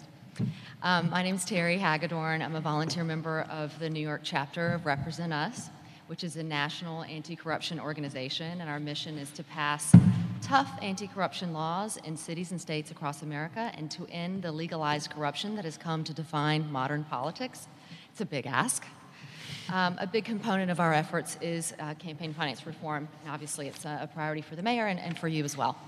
And as we've been talking about tonight, even though New York has one of the best public matching systems in America, with up to 55% of a campaign spending provided by the city and public funds, we're still seeing a lot more wealthy donors than we really should. And Represent Us New York did a study with Reinvent Albany and found that in 2017, 68% of council members' campaign funds came from donations over $500, and 54% came from donations over $1,000. So it's obviously a lot of money, and especially when you consider that 60% of New Yorkers haven't saved even 3 months' savings. So one of the solutions to the problem is to increase the amount of available public spending, and it's something that Mayor de Blasio mentioned in his State of the City address, when he said our goal is for elections to be funded primarily by public dollars, thereby greatly reducing the power of big money. So there is an existing bill, and we actually had the man himself here tonight. I did not know we would. Ben Kalos, his bill, the introduction number 732, which would raise the public financing cap up to 85%. Personally, I like the voucher program in Seattle as well, but I feel like this bill is it's a manageable incremental step, and I feel like if New Yorkers had the chance to have more public matching funds in their elections, they would vote yes, and that it would help to bring in new candidates, more civic engagement, and build greater faith in our elected officials. And there is actually a study, a demo study released in June 2017, talking about the benefits of campaign finance reform, which included greater racial and class diversity among donors, more women running for office, an increased number of donors, and more quality time with constituents. I have in my testimony some of the other descriptions of these types of campaign finance programs. And just on a personal note, because I have 40 seconds, I'm from a small town in North Carolina where, a state that is has to be dragged, into the next century. And I moved to New York because of its progressive politics, and I'm excited to see what this council, this commission can bring forward. Thank you. Thank you all. Any questions from the commissioners? Thank you all so much, and thanks to everyone for staying here tonight. It's been an amazingly informative and valuable opportunity for us to hear from people, and please come out to further meetings that we'll be having going forward. And again, thanks to everyone. Good evening. Oh, is there a motion to adjourn? So moved. And a vote? All in favor? Aye. Any opposed? The meeting is adjourned.